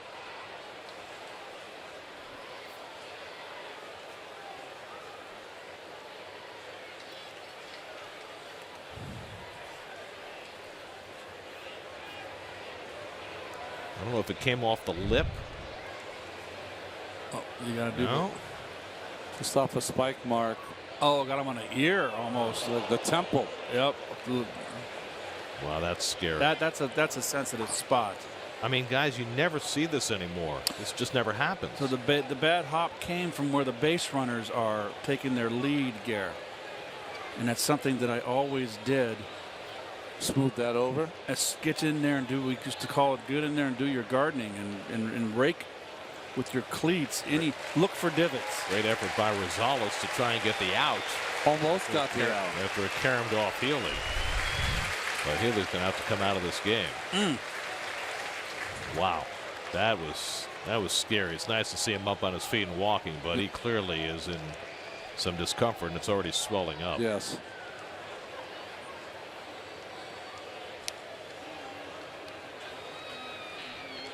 So Yonder Alonso, the regular first baseman, will come into play for Healy, who will go get x-rays ASAP.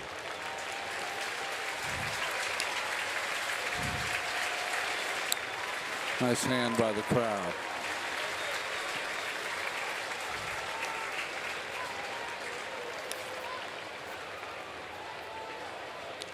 So Duda winds up with an infield hit. Healy winds up with a big bruise.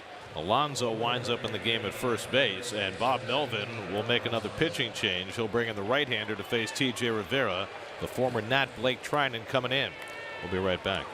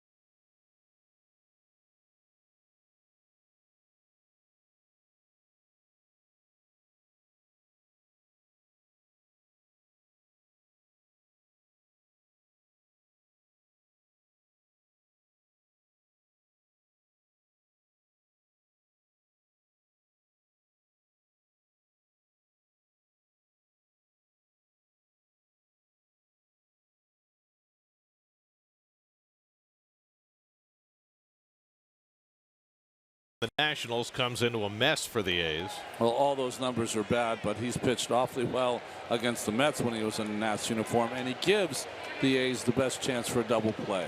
He's a sinker ball pitcher. Cabrera at third, Cespedes at second, Duda at first, T.J. Rivera at the plate. 1 for 2 tonight. And T.J. goes after the first pitch fastball at 97, 0-1. The A's dealt 2 of their prime relievers, Sean Doolittle and Ryan Madsen, to the Nats. Got back prospects, but also got back Trinan. T.J. 0 for 2 in his career against Blake Trinan.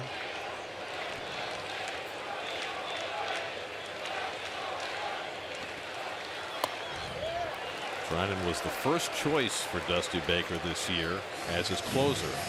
First of many choices that did not work out.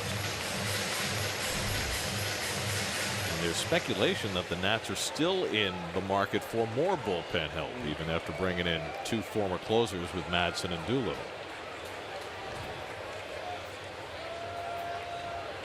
Mets down a run in the 6th with their opportunity here after the bad hop hit by Duda. And the slider misses down. 2-1. So one thing about Trinan, though, is that you've got to make him get the ball off. Easier said than done, but he'll walk a lot of hitters too.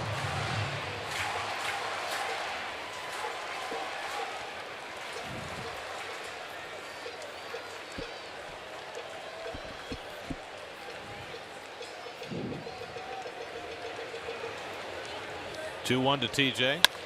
Up the middle, base hit. Cabrera is in. Cespedes being waved home. The throw goes to third, and Duda is tagged out. TJ to second. The ball goes into right field. It's going to roll around. TJ coming around third. He will score easily. The Mets score 3 runs on the play, and they lead it 5-3.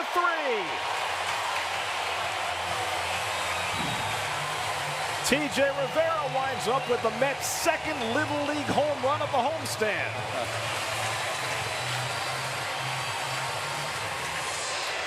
He drives in a pair. Duda's thrown out for the second out, but then the A's, who've made more errors than any team in baseball this year, make a crucial one. I'm wondering if he had a chance at home plate to throw out Cespedes. If not, it was a savvy play to get Duda, nail him, but a nice E3. We knew we were going to see one tonight. 83rd error of the year for the A's. E5, Chapman committing the error that allows Rivera to score. So it's a single for Rivera, 2 RBIs. Duda out 8-5 for the second out, and then Rivera scores on the error by the third baseman Chapman. The right fielder Joyce had come in to back up, properly so, but meant there was nobody in right field to then back up that throw from third.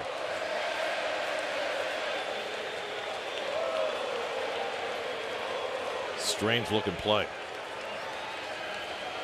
5-3 New York. Reyes hits one on the ground right at Rosales, and that retires the side. So an inning that featured a bad hop hit that leads to 3 runs. And the Mets regain the lead. T.J. Rivera with the big hit. 5-3 Mets going to the 7th.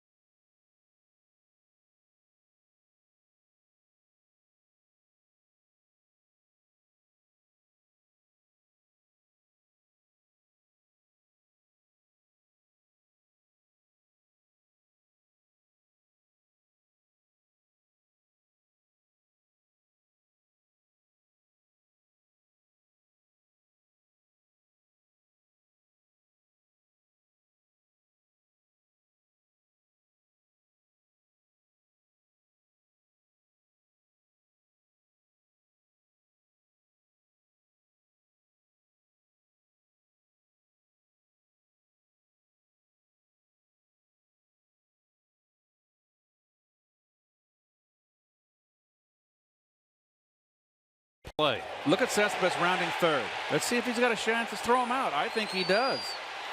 I think he's got a shot to throw him out. That is the go-ahead run, and then no one can expect the bad throw. So the A's gift wrapped a run there. Nice hitting by Mr. Rivera, clutching out yet again. Paul Sewald on to pitch the 7th. Mets now with a 5-3 lead. Rajai Davis is 2 for 3 tonight. Sewald last time out against the Cardinals on Wednesday night walked a couple of guys and was charged with 2 runs.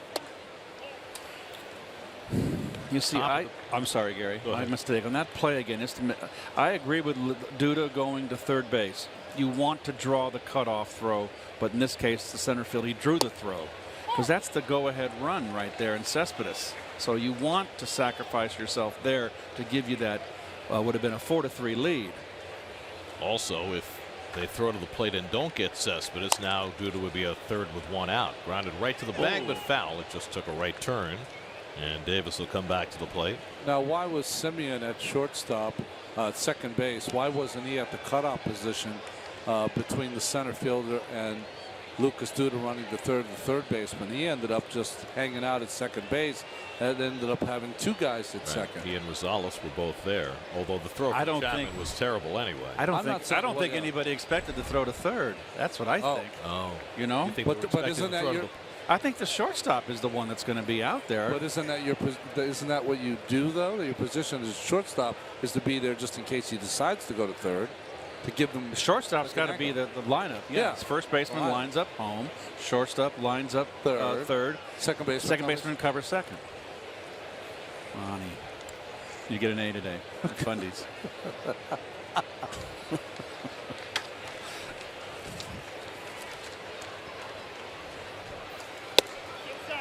Just inside 2-2. Let's look at tonight's starters, brought to you by People's United Bank. Steven Matz left for a pinch hitter after 5. No decision for him tonight. Paul Blackburn is now on the hook in this game. Left with the lead, but the 3rd and 4th runs were both charged to him. Both earned runs. The 3rd run in that inning, which was charged to Trinan, unearned. What a strange inning with the bad hop that resulted in Duda getting the hit and Healy being knocked out of the game. And that's ball 4. Jeez. And Rajai Davis is on base for the 3rd time, and Paul Sewald again getting himself in trouble with a walk. Let's check in with the studio. Taylor Rooks has another game break brought to you by the New York State Department of Health.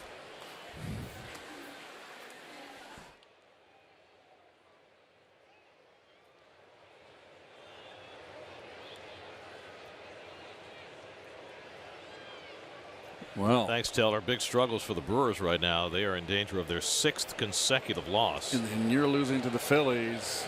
You are in a slump, team slump. Oh, and by the way, here come the Pirates. Yes. Pirates have won 5 in a row. They won last night to get to 500 for the first time since they were 6-6 in the middle of April. And they're now just 3 games behind Milwaukee. Playing in Colorado tonight, down 3-2 in the 2nd. Got Starling Marte back a few days ago from the suspension. Thought all along that the Pirates were the sleeping giant in that division. Well, they're not the giant, but they're a sleeper. No question. I mean, they got Jameson Tyone back after cancer surgery. That was big. Ivan Nova, the last couple of years, if you looked at his stats, he's become quite a pitcher. Talk about a guy like Blackburn tonight for the A's, who just relies on the ground ball, doesn't strike people out, just gets out. Garrett Cole threw a gem last night. Fly ball deep left center off the bat of Simeon. Back in the gap goes Cespedes. The ball did not carry well. Tagging it first, Davis, and he will move up. Good base running by Davis. Simeon retired for the first time tonight. That's the first out of the inning. Simeon had to let go with one hand here, Garrett. Got the breaking ball out enough and got him out in front and let go with one hand, got under it. Oh boy, and they did not let go with one hand, folks. That was just got under it, period. That was a hanger, a flat slider that Sewald got away with. So now Yonder Alonso will bat for the first time. Alonso was the A's lone all-star this year. He's cooled down a little bit over the last few weeks, but 21 home runs this year. .985 OPS, having his best season.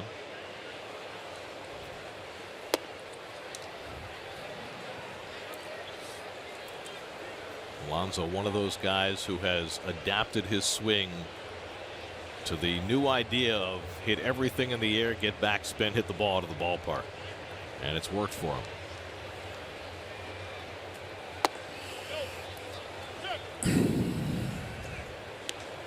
Before this year, Alonso's career high was 9 home runs.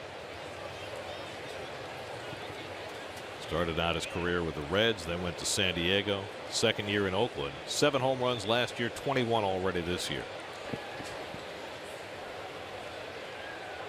Sewald behind 2-0. And now 3-0. Alonso the tying run at the plate in a 5-2 game. Chris Davis, another home run hitter, waiting on deck. This is what the A's do. They hit home runs, 134 of them this year. They're 6th in the American League in that category.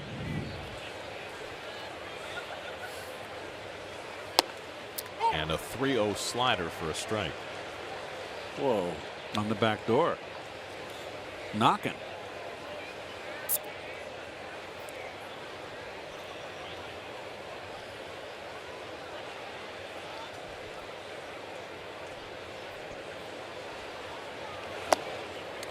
And he goes to the off-speed pitch on 3-1. So he pitched like he wanted no part of Yonder Alonso, who was the tying run. And you've got a guy with 27 home runs coming up behind him. Bad move. Well, the opening walk was the big sin. Those always find a way to score. It is a big sin, but the worst thing that can happen with Alonso is you got a tie score. Now they can go ahead. Davis drove and run with a sac fly his last time up. He's grounded into a double play and struck out in his other 2 at bats. Davis, great speed at second. Alonso, no speed at first. Nets have been down 1-0, up 2-1, down 3-2, now up 5-3 and in jeopardy. And as Davis danced off the bag and Cabrera made a move towards second, Sewald stepped off. Let's see what Alonso, how big his lead in case they tried the double steal. If you're d'Arnaud, you might go to second. And slider for a strike. Davis steps in the bucket a little bit, Keith. He likes that ball middle in. That's why he strikes out a lot. 127 to be exact. Davis's dad, Rodney, a longtime scout, played briefly in the minor leagues. He was working for the Mariners organization, Rodney Davis was, when Chris was a kid, and Chris got to schmooze with Ken Griffey Jr. Oh, wow.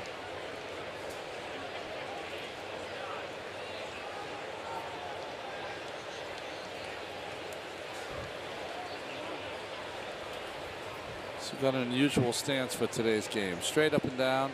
Bats straight up and down. Good strike. Let's keep the ball away here. Let's see what adjustment Davis makes, if any, with 2 strikes behind the count.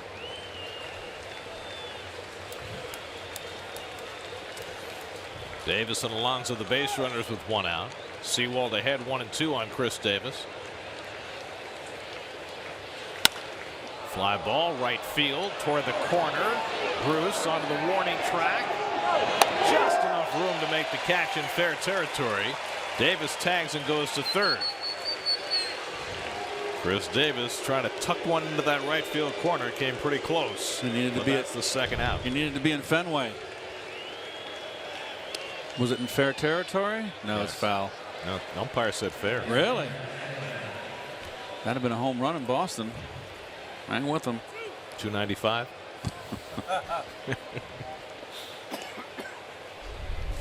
So now 2 out, runners at the corners, and Matt Chapman coming up. Chapman made the throwing error that tacked on the last Met run. He's gone 0 for 3 at the plate tonight, just his 18th big league start. Always be leery of those players that make an error the inning prior. Ooh. Usually you don't get that call because d'Arnaud was doing the two-step back there, but still got it.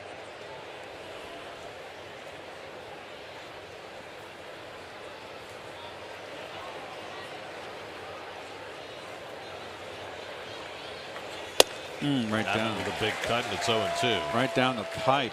Chapman fits right in with this Oakland team. Big power hitter who strikes out a lot. 36 home runs in the minor leagues this year. 16 more this year. He's got 2 in the big leagues over his first 59 at bats. Sewald might have faced him in AAA this year. Darnell's giving a series of signs. Now they've told him to give some different signs with the first and third play. He's just a messenger. It's coming from the dugout. Hard to believe they'd run that play down by 2 runs. Exactly why it was brought up.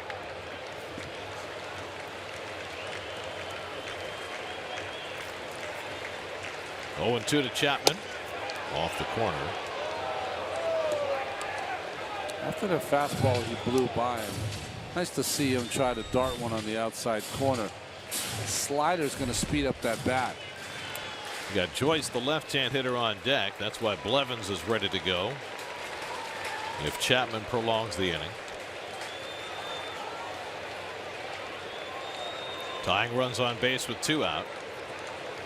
1-2. Popped it up. In the middle of the infield, it's T.J. Rivera waiting for it. And that retires the side. Sewald walks a pair but gets through it unscathed. 7th inning stretch time, 5-3 New York.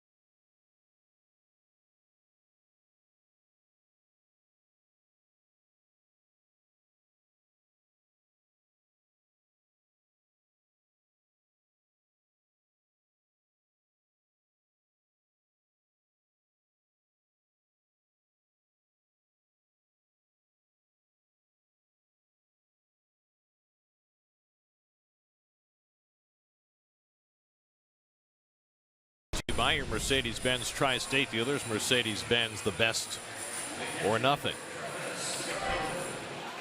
Tweet of the game. We asked, do you like interleague play and why? Your answers, some of them. Dislike interleague play. Really dislike. Should be limited to every 4 years. Thank you. Oh, the Olympics. Interleague play is great, says Leo J. Wertheimer.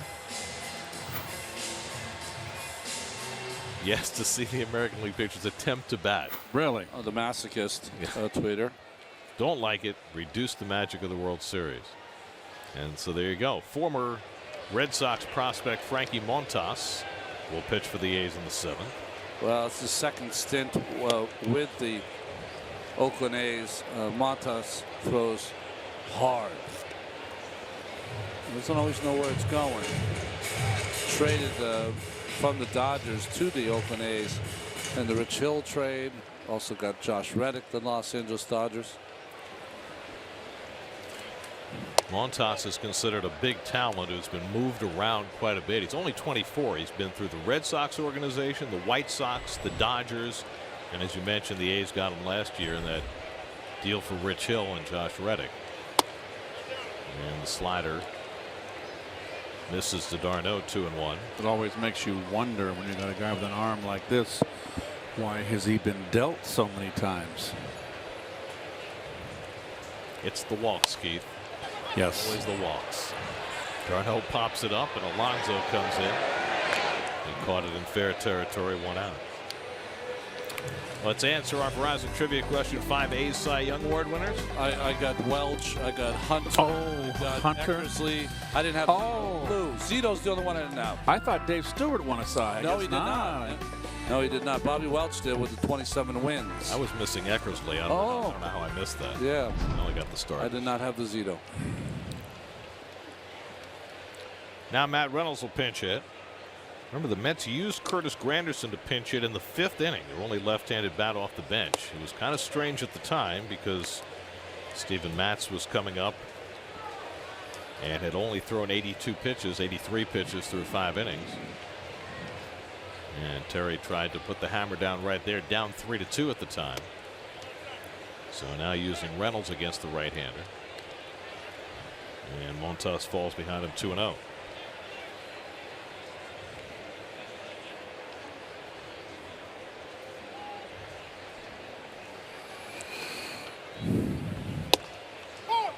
Ball strike, 2-1.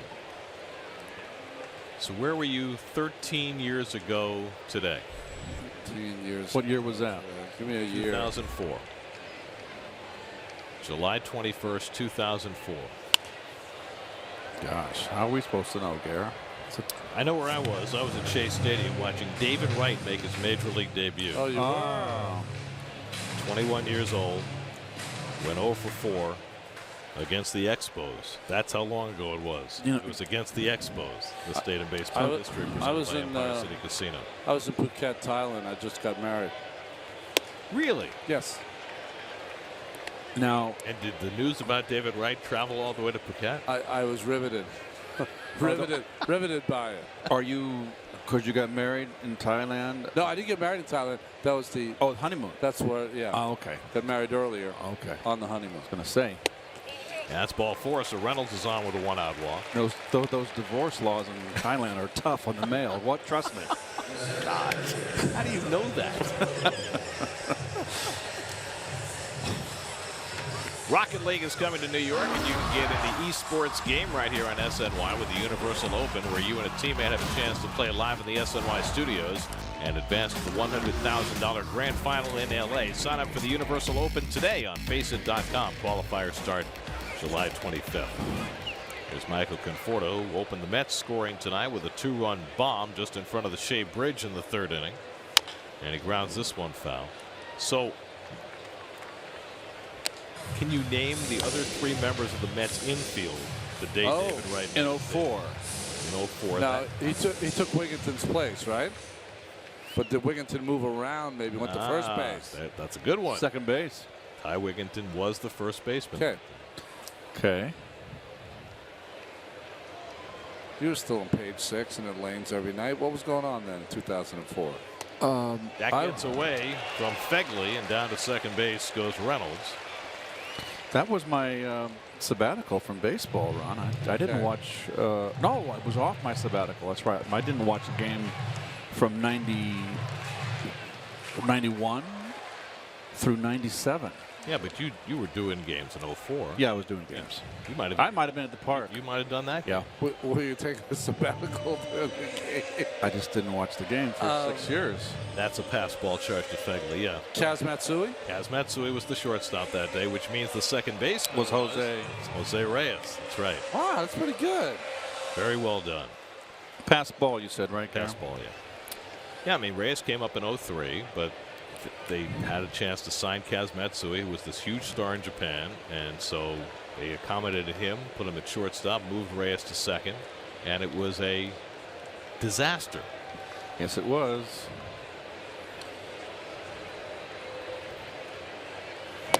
doing one to Conforto. Disaster in what way? Like, was Matsui couldn't play short? Here's the thing. Reyes didn't want to play second either.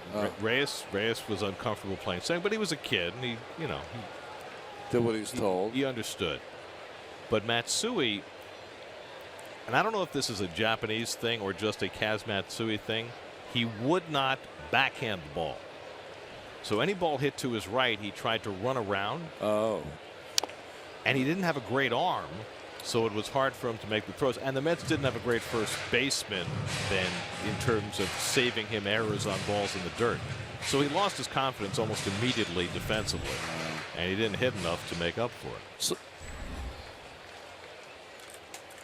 So running around the backhand, he couldn't deal with the speed of the game. Right. I think that's a good way of putting it. He did not. He was a nice guy. I liked him very much. Terrific guy. Yep. Hustler, but he didn't live up to all the fanfare. And of course, what made it that much more difficult for the Mets fan base is there was another Matsui on the other side of town. Conforto drives one toward the corner. That ball is out of here. Second home run of the night for Michael Conforto.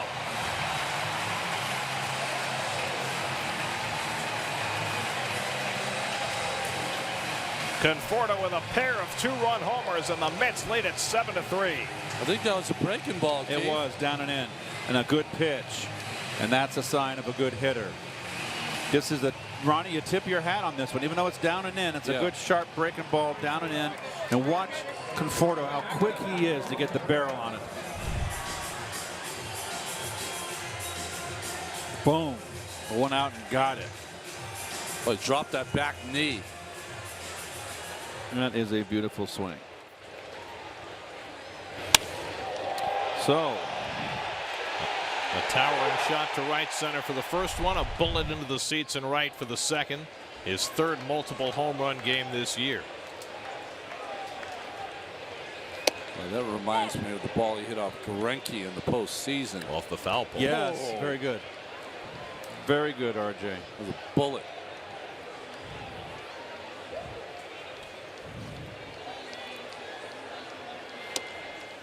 Hurt your feelings when a hitter does that to you as a pitcher.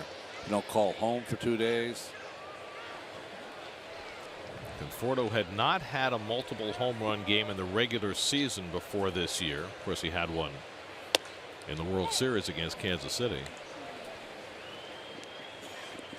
But now he's had 3 multiple home run games this year. Well, he's on his way. To think he almost started the season in AAA. Cabrera strikes out for the second out. Well, he did start the season not in a primary role, but those days are over. He's eventually going to be a third hitter. I don't know. He's done a great job leading off. But I think he's a classic 3 hitter. I don't know if Saber metrics are put that kind of import on a number 3 hitter anymore. They seem to on the number 2 hitter. But to me, it's Cespedes is a classic cleanup hitter. Conforto a classic 3rd hitter. So now the Mets have to figure out for their future, starting next season, who their leadoff hitter would be. Yeah. If that's the case. Bruce is 0 for 3 tonight, and he pops one foul. Fegley comes back for a look, but that's in the stands.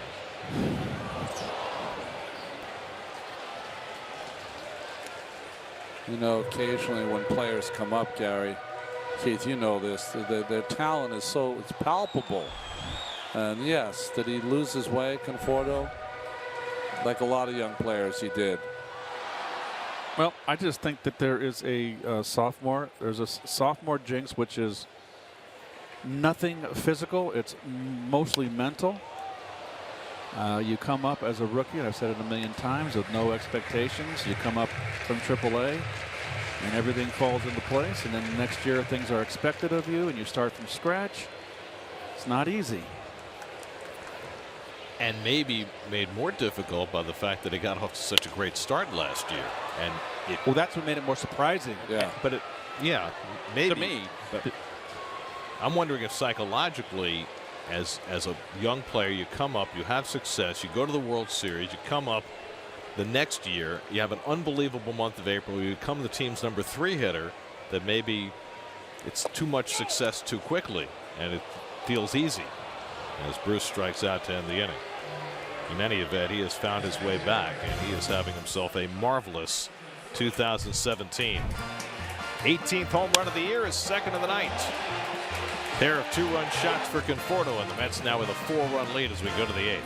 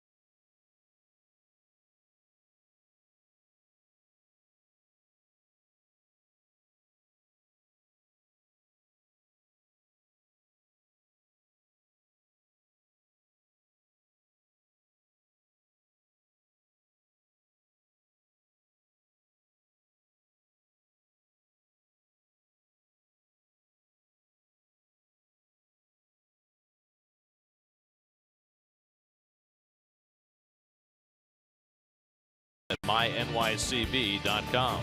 By Nissan, take on the unexpected with Nissan's available intelligent safety shield technologies, innovation that excites. And by Nationwide, speak with Rich Grillo in Massapequa or James Finaro in Bethpage today. I could barely read those. I know the scenes of the 73. How great was that? It showed the two third base coaches, Irv Norman, and who was the Mets third base coach then? He always coached in the 70s, the silver hair, always in great shape. Eddie Yost. Yes. Eric Goodell will pitch the 8th inning for New York. Getting a lot of work lately is Eric. Why not? Worked an inning and a third yesterday. Gave up a home run to Tommy Pham that tied the game in the 8th. Pulled on the ground, a base hit for Matt Joyce leading off in the 8th inning. And the A's have their 11th hit of the game, second of the night for Joyce. No shift on Joyce there. I mean, it's alarming, right, when there isn't a shift on and a ball, it goes in the hole for a hit. We'll get a pinch hitter now. Matt Olson, who was just called up today.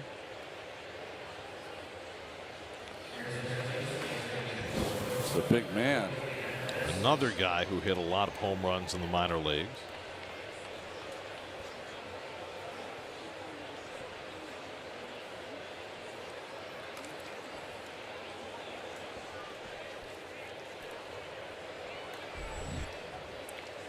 John Axford, the former Milwaukee Brewer, up in the bullpen.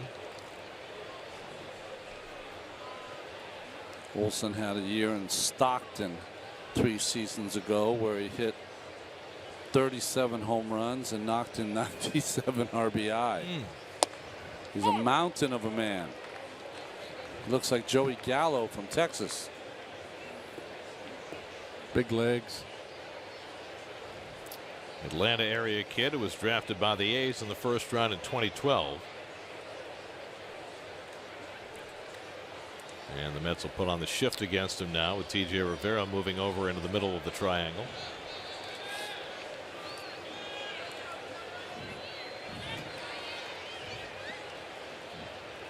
Well, he can certainly put down a bunt here. But a lot of these guys, when's the last time you think he's bunted? Never. Holds his hands out away from his body, like Michael Morse, the old Giant. Morse is still out with the concussion he suffered during that fight, right? That's right. He and Samardzija ran right into each other, head to head. Didn't bother Samardzija at all. The ex-football player. Morse out.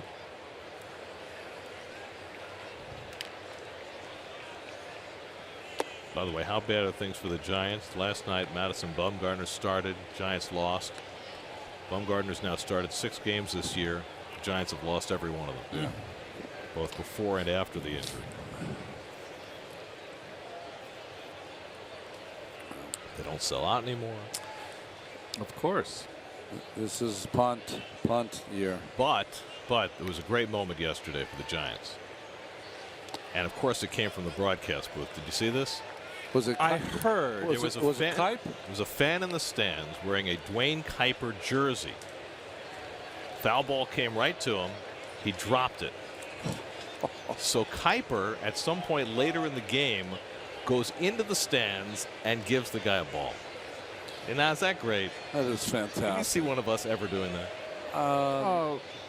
We signed autographs the other night. Yeah, we did. To answer your question, no. Dwayne was just one of the great guys and a great announcer. Good breaking pitch here. Split finger from Goodell.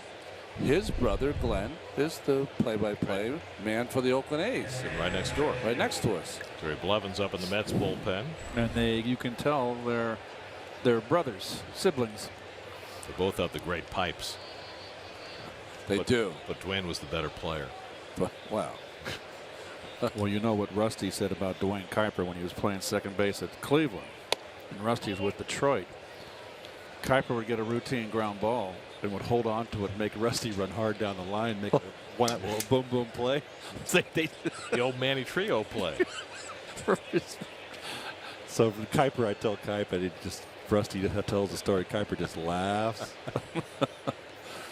Josh Phegley 1 for 3 tonight, and he drives one to center. Got Conforto turned around, and it's over his head.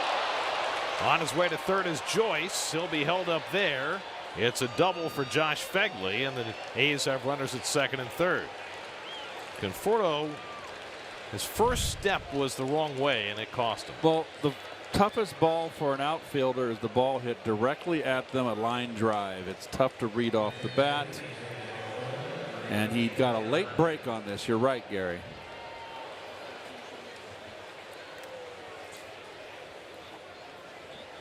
So that Conforto's second home run looks huge right now. Turned a 2-run game into a 4-run game. Dan Warthen heads out to the mound, his familiar jog. And of course, every pitching coach goes to the mound to talk to their pitchers, and many of them have a different kind of a gait.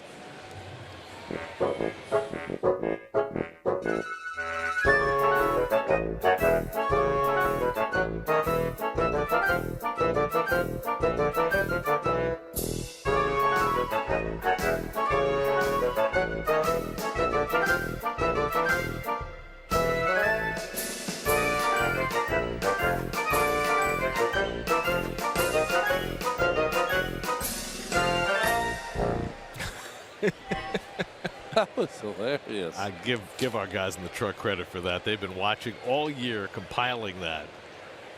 That's just tremendous. Now Jed Lowry is the pinch hitter for the A's, second and third and 1 out. And the first pitch curveball knocked down by Darnell, ball 1.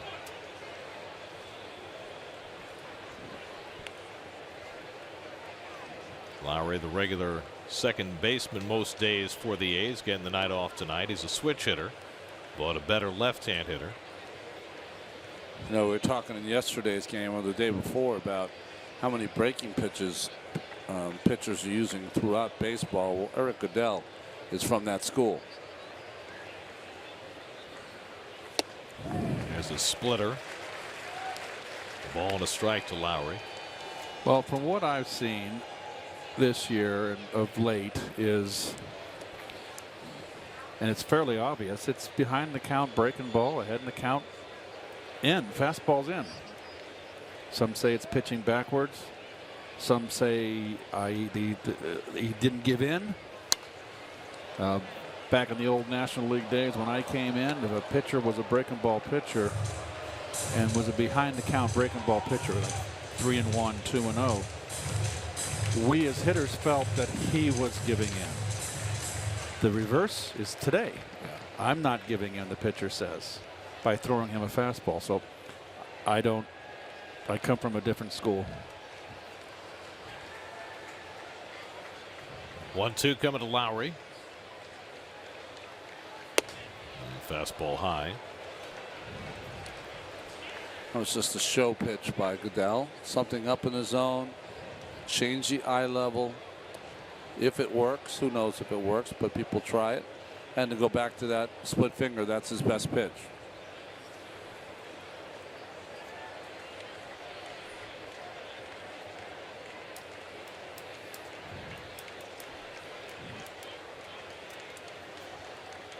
Two coming. And the fastball away. Full count to Lowry.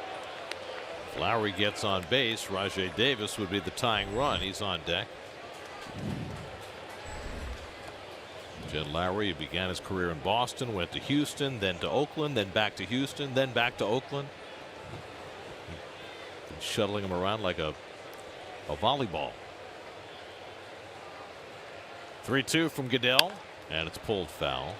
Came with a split around 3-2. With all the trade rumors floating around the league, stay on top of the latest with up-to-the-minute reports on Mets blog, presented by Citi, featured on SNY.TV. 10 days till the trading deadline. And everybody's on the table. This guy's name has been mentioned. Everybody on this A's team, virtually everybody on the Mets. Name has been mentioned at some point the last few days and will be over the next 10. Maybe we're moving. Who knows? Never know. Freed's not coming. He's a fixture here. 3-2. And he fouls off another one. This is a fastball. Steven Matz went the first 5, allowed 3 runs, 9 hits. Hansel Robles is pitcher of record on the long side. He threw a scoreless 6th. Paul Sewald threw a scoreless 7th, and now Goodell trying to negotiate the 8th. He's already given up a single and a double.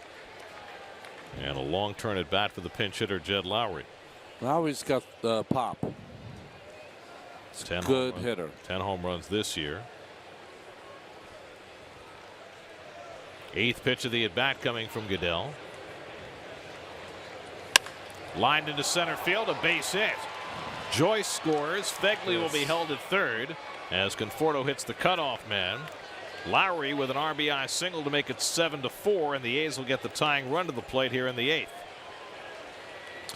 Here we go again. No one can score on a base hit anywhere in the outfield from second base. Just station to station. Nice hitting on a sinker. Off speed. The old tumbler didn't tumble. Well, that's going to be all for Goodell. You've got a right-hand hitter coming up in Rajai Davis. Blevins and Reed were both up in the bullpen. So what do? Do you bring in Reed for 5 outs? And it's going to be exactly that. Reed, who had a 4-out save the other day, will go for 5 tonight. That's up 7-4 in the 8th. We'll be right back.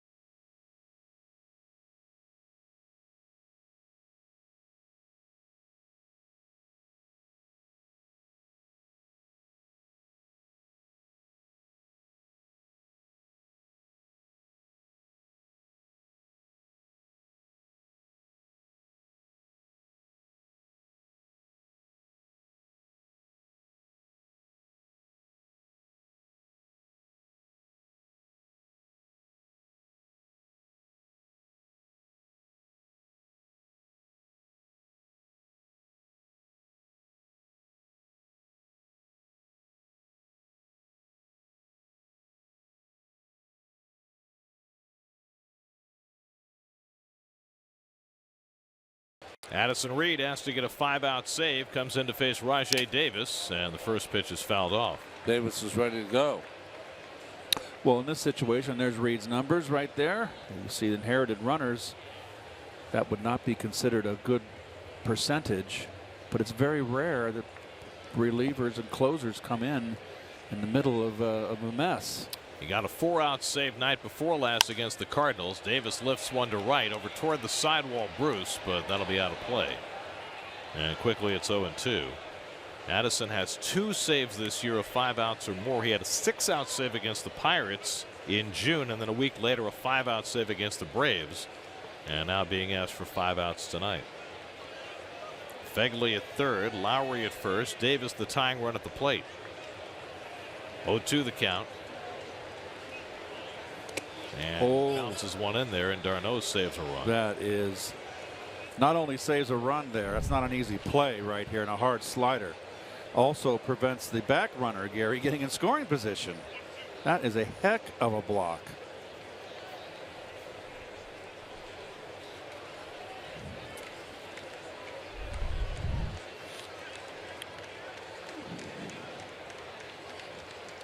One-two coming. And that's taken low. Not only is Reed being asked for 5 outs, but he's pitching a 3rd straight day. Right. He had the 4-out save on Wednesday night. He got the win yesterday, pitching the 9th inning through 13 pitches in that game. And now coming on in the 8th inning tonight.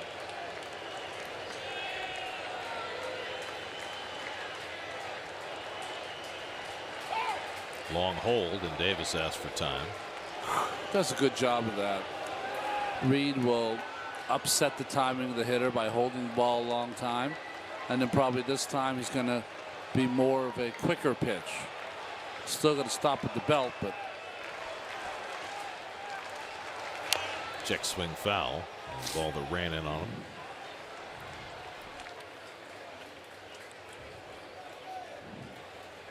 These are the last 2 appearances you were talking about, Gary. 29 pitches. 4th time this year that Reed has pitched a 3rd day in a row, but a little extra here. 2-2. And Davis lays off the curveball, 3-2. So after Reed got ahead of him 0-2, he runs a full count against Rajai Davis. By the way, Jerry Blevins is staying up in the Mets bullpen, so maybe it's not necessarily a case where Reed's being asked for 5 outs. Maybe he's just being asked to get through the 8th. You got Alonso, the left-hand hitter, 2 batters away.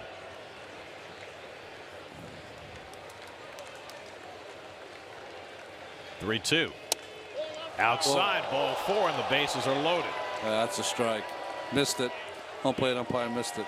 Dan Iasonia and Travis d'Arnaud getting into it. Iasonia's hot. He's one of those umpires not going to take it. Oh. And Iasonia and Reed now barking at each other. Oh, red ass. Oh, excuse me. That's right. He should just get behind the plate because he missed it. He missed the pitch. Rojo. This pitch he missed, I think. No, he didn't. He's right. I'm wrong. Pretty good at bat. So Davis is on base for the 4th time. Tying runs aboard with 1 out. And here is Marcus Semien, who's had a good night. 3 for 4. He's driven in a run. He's scored a run. Fegley at third. Lowry at second. Rajai Davis at first with 1 out. And Semien lines one into right field for a base hit. That brings in Fegley. Everybody else moves up a base. It's now 7-5. So Marcus Semien, who did not have a multiple hit game this year, has 4 hits tonight. His 2nd RBI, and now it's a 2-run Met lead. And now what does Terry Collins do? He brought in his closer in the 8th inning, pitching for a 3rd straight day. He's issued a walk and now given up a base hit to drive in a run. He's going to stay with. Oh, here he comes. Well, you got Alonso, the left-hand hitter, coming up, and Blevins is going to come in. And I don't know if Blevins will be asked to get 5 outs or if they'll use somebody else for the 9th. But for right now, Terry's best bet is to get Blevins in to face the left-hand hitter. And Reed doesn't even want to hear about it. So Reed comes in, faces 2 batters, doesn't retire either one. The A's have scored twice in the 8th to cut the Met lead to 7-5. And Reed with some parting shots for Dan Iasonia.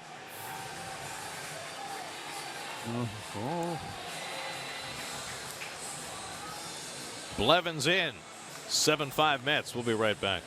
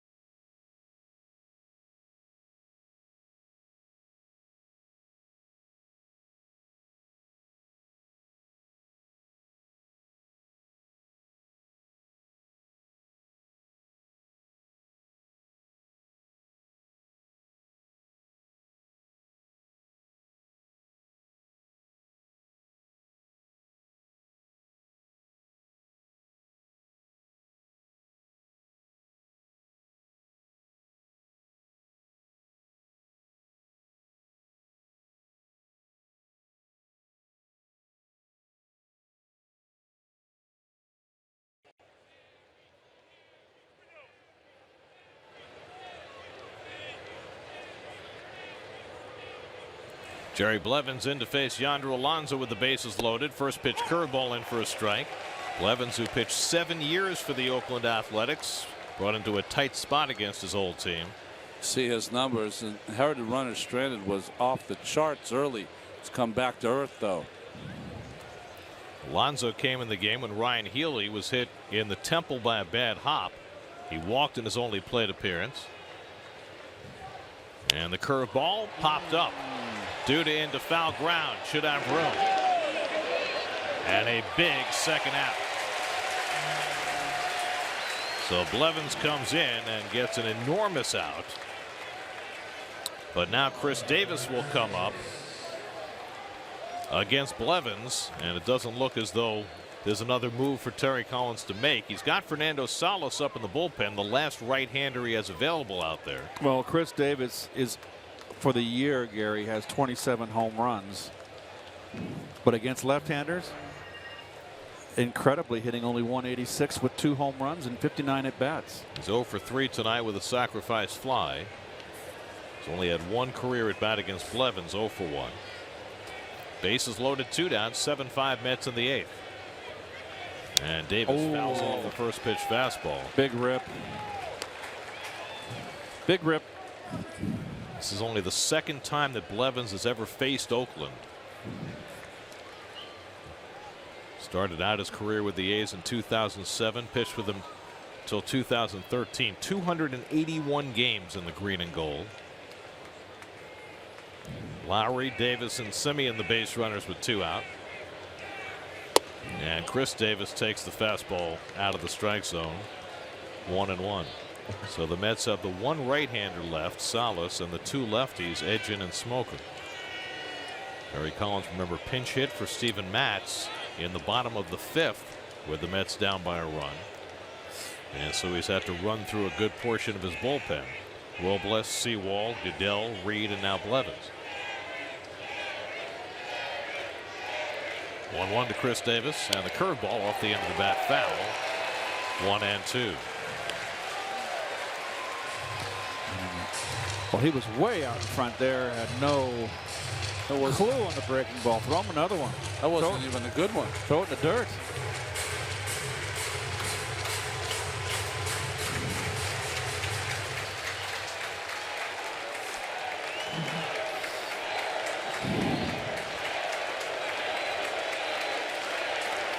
1-2 to Chris Davis. And look back at Rajay Davis, who carries that tying run at second base. Blevins trying perhaps to slow him down on a base hit. Hitters like Davis are a little scary for pitchers because they can look so bad on a swing. And Darno wants to talk to Blevins about this next pitch. I always like the catcher, if he came out here, we get 2 pitches. This is what we're going to do. We're going to throw a curveball in the dirt. If he does not swing, we're going to come back with this. So you eliminate it for the catcher having to worry about what to call.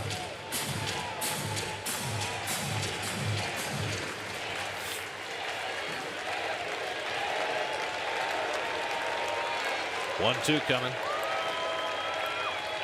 Curveball, did he go? No. He held it. 2-2. That was a hard one there by Jerry.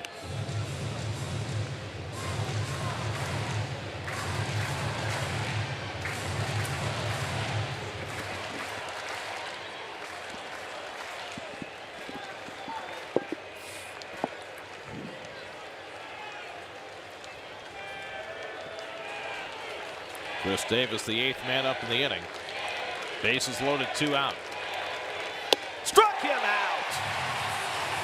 Blevins throws the fastball by Chris Davis and leaves him loaded. Blevins picks up Reed, and the Mets get out of the inning with just the 2 runs scoring.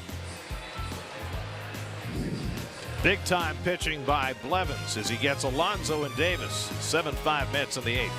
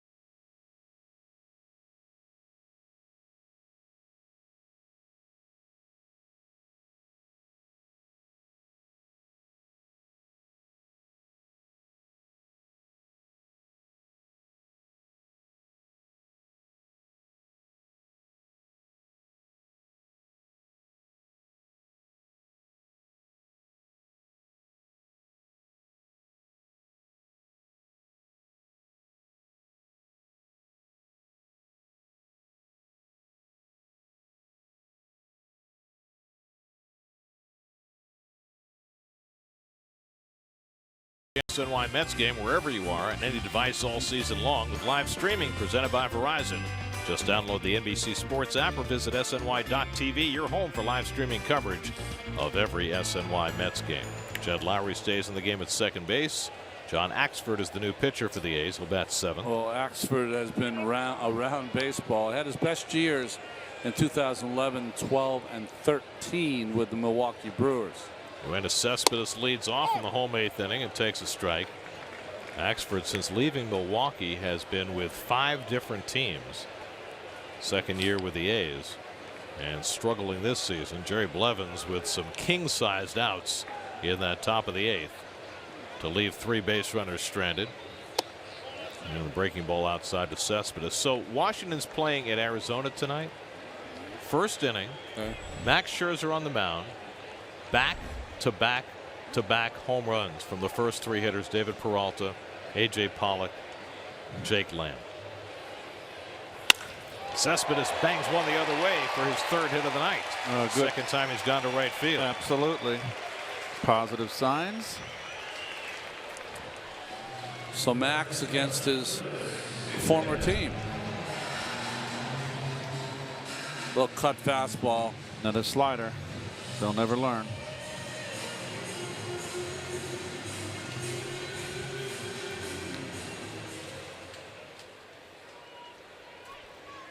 So the Mets looking for some insurance. Get the leadoff man on in the 8th. Their 10th hit of the night. And now Duda, who hit the bad hop single in the 6th inning that set the Mets go-ahead rally in motion. Mets had 2 aboard and 1 out in the 6th. Duda on an 0-2 pitch. It would look like a routine grounder, maybe even a double play grounder to Ryan Healy, but the ball took a bad hop, came up and hit Healy in the side of the head. Duda beat it out for an infield hit to load the bases. And then the next hitter, T.J. Rivera, singled to drive in 2, and when the A's threw the ball around, a 3rd run scored. And the Mets led 5-3, and they've been in front ever since. No word on Healy yet, who looked like he took it somewhere around the temple on that bad hop hit by Duda.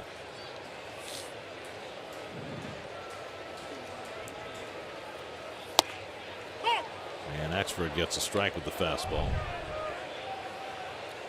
And that got him a good one, boy, on the side of the head by the ear. That hurts.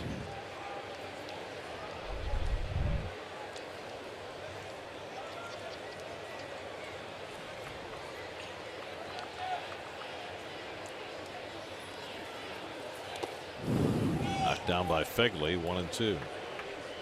Quote of the game presented by Investors Bank, banking in your best interest. Ricky Henderson, who was honored at the Oakland Coliseum last week.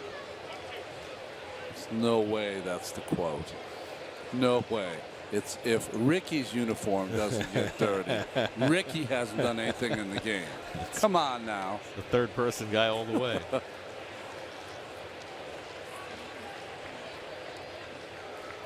1-2 to Lucas, and the curveball struck him out. So Axford gets his first out.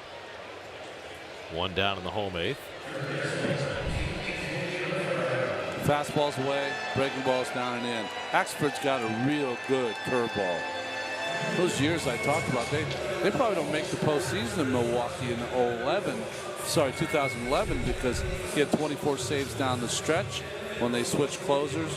46, I believe, the next year. 35. 2 years ago, he was closing in Colorado, who had 25 saves, but he's bounced around and had mixed results. Here's T.J. Rivera, 2-run single in the 6th inning that put the Mets in front. Michael Conforto has had the 2 big blows, a pair of 2-run homers. Well, there's nobody up in the Mets bullpen right now. The A's in the 9th are due to send up Chapman, Joyce, and the pitcher spot, and they have 2 left-hand hitters on the bench. So it's going to be right, left, left. Yeah. So it could well be that Blevins is going to be asked to finish this game. Rivera hits one off the end of the bat to center, and Rajay Davis in. 2 out. See the best in summer basketball straight from the courts as SNY and Overtime team up to bring you the hottest New York City hoops action. Check out the week's best highlights from some of the best high school ballers in town on Geico Sports Night tonight after the postgame, only on SNY. Keep in mind that Blevins has only gone more than 1 inning once this season, when inning in the 3rd against the Cubs June 14th. So we'll see how Terry plays his hand in the 9th. Here's Reyes, who's gone 0 for 3 tonight. Cespedes at first and 2 out. And the breaking ball down for ball 1. So Blevins hasn't been asked to get 4 outs this year, and he did not last year. Longest he's gone each of the last 2 seasons was an inning and a 3rd.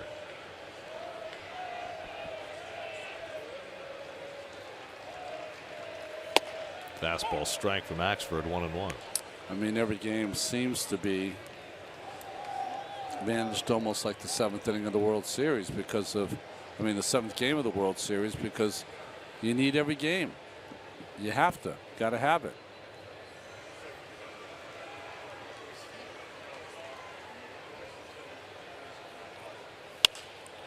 Reyes lifts one to shallow center. Davis hustling in, but out goes the shortstop, and Semien makes the catch to retire the side. So Blevins is heading back to the mound for the ninth. 2 outs under his belt. Can he finish the deal? 7-5 Mets.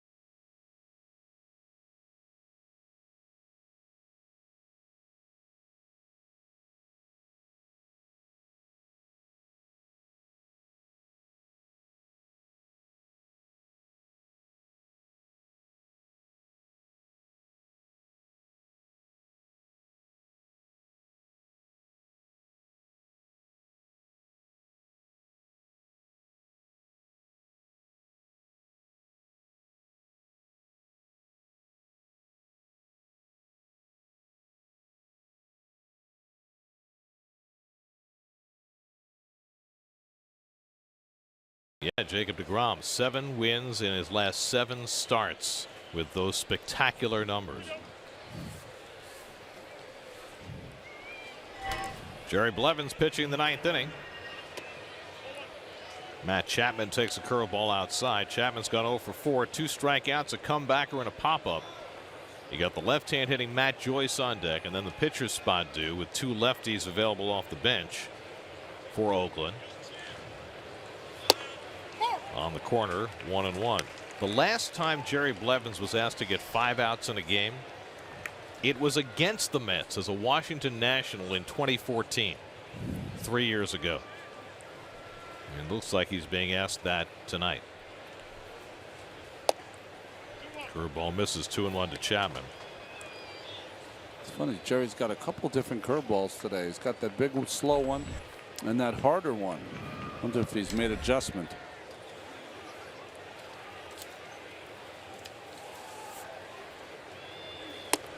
And he misses with the fastball, and now he's behind on Chapman, 3-1. Blevins came into a bases loaded jam in the 8th, got Alonso to foul out, and struck out Chris Davis.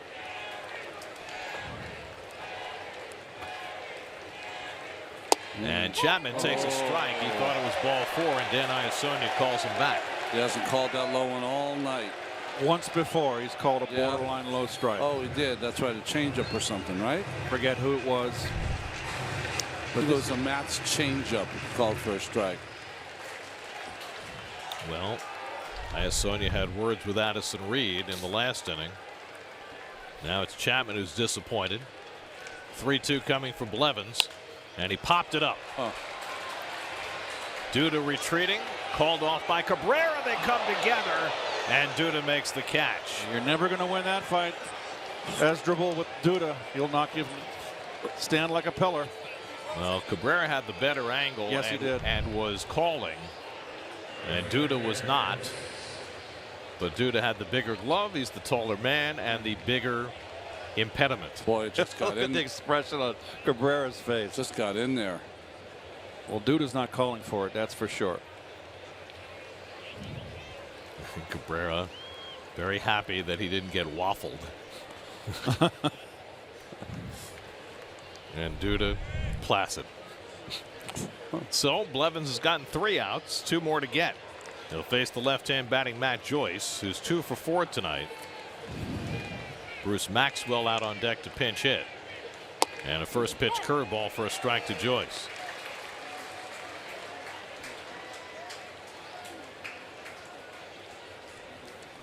Joyce is 1 for 5 in his career against Blevins.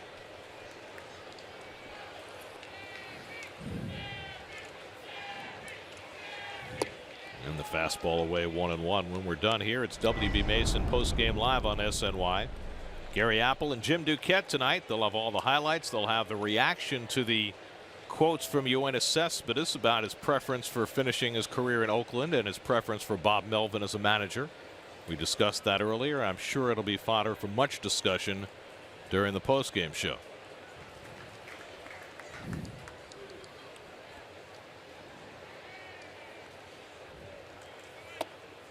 Well, I tell you, Joyce does not give in at all against the left-hander. That's why he got the start tonight against Matz. Hitting for a higher average against lefties this year than against righties. Fernando Salas on call in case he's needed here in the ninth. And the curveball bends in for a strike to Joyce, 2-2. Seems like Blevins has found the range with his curveball, Ronnie, this inning. It's a little harder tonight than I've seen it in the past. Big sweeper.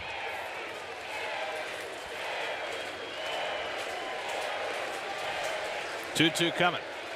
Curveball struck him out. 2 men down.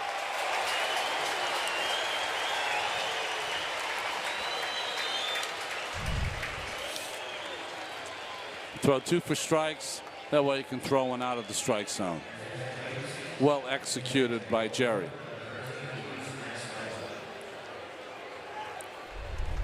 Now the A's down to their final out will send up their rookie catcher Bruce Maxwell. Maxwell out of Division III Birmingham Southern, the last hope for the A's in this game. And the curveball in for a strike, 0-1.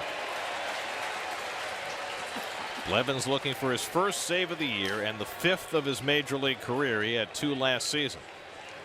Trying to get a 5th out for the first time in 3 years. And Maxwell takes the fastball for a strike, and it's 0-2.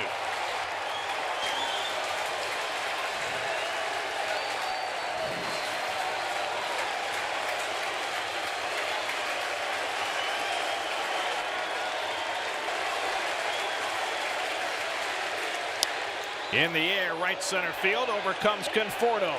And he squeezes in, and the ball game is over.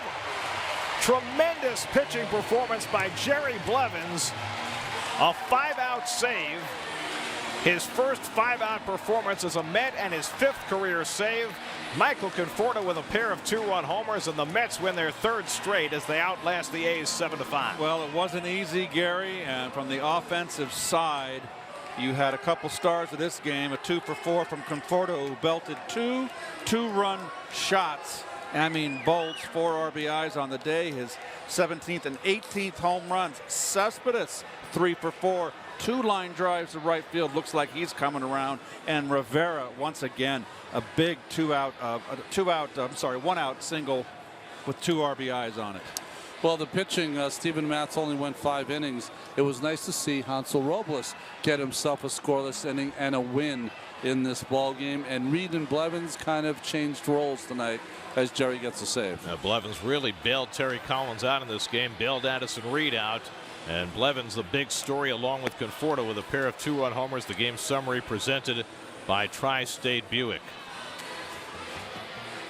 For every Mets win, the Mets organization is proud to contribute $2,500 to Northwell Health and the Cass Institute for Women's Health. For more information, visit northwell.edu/cats.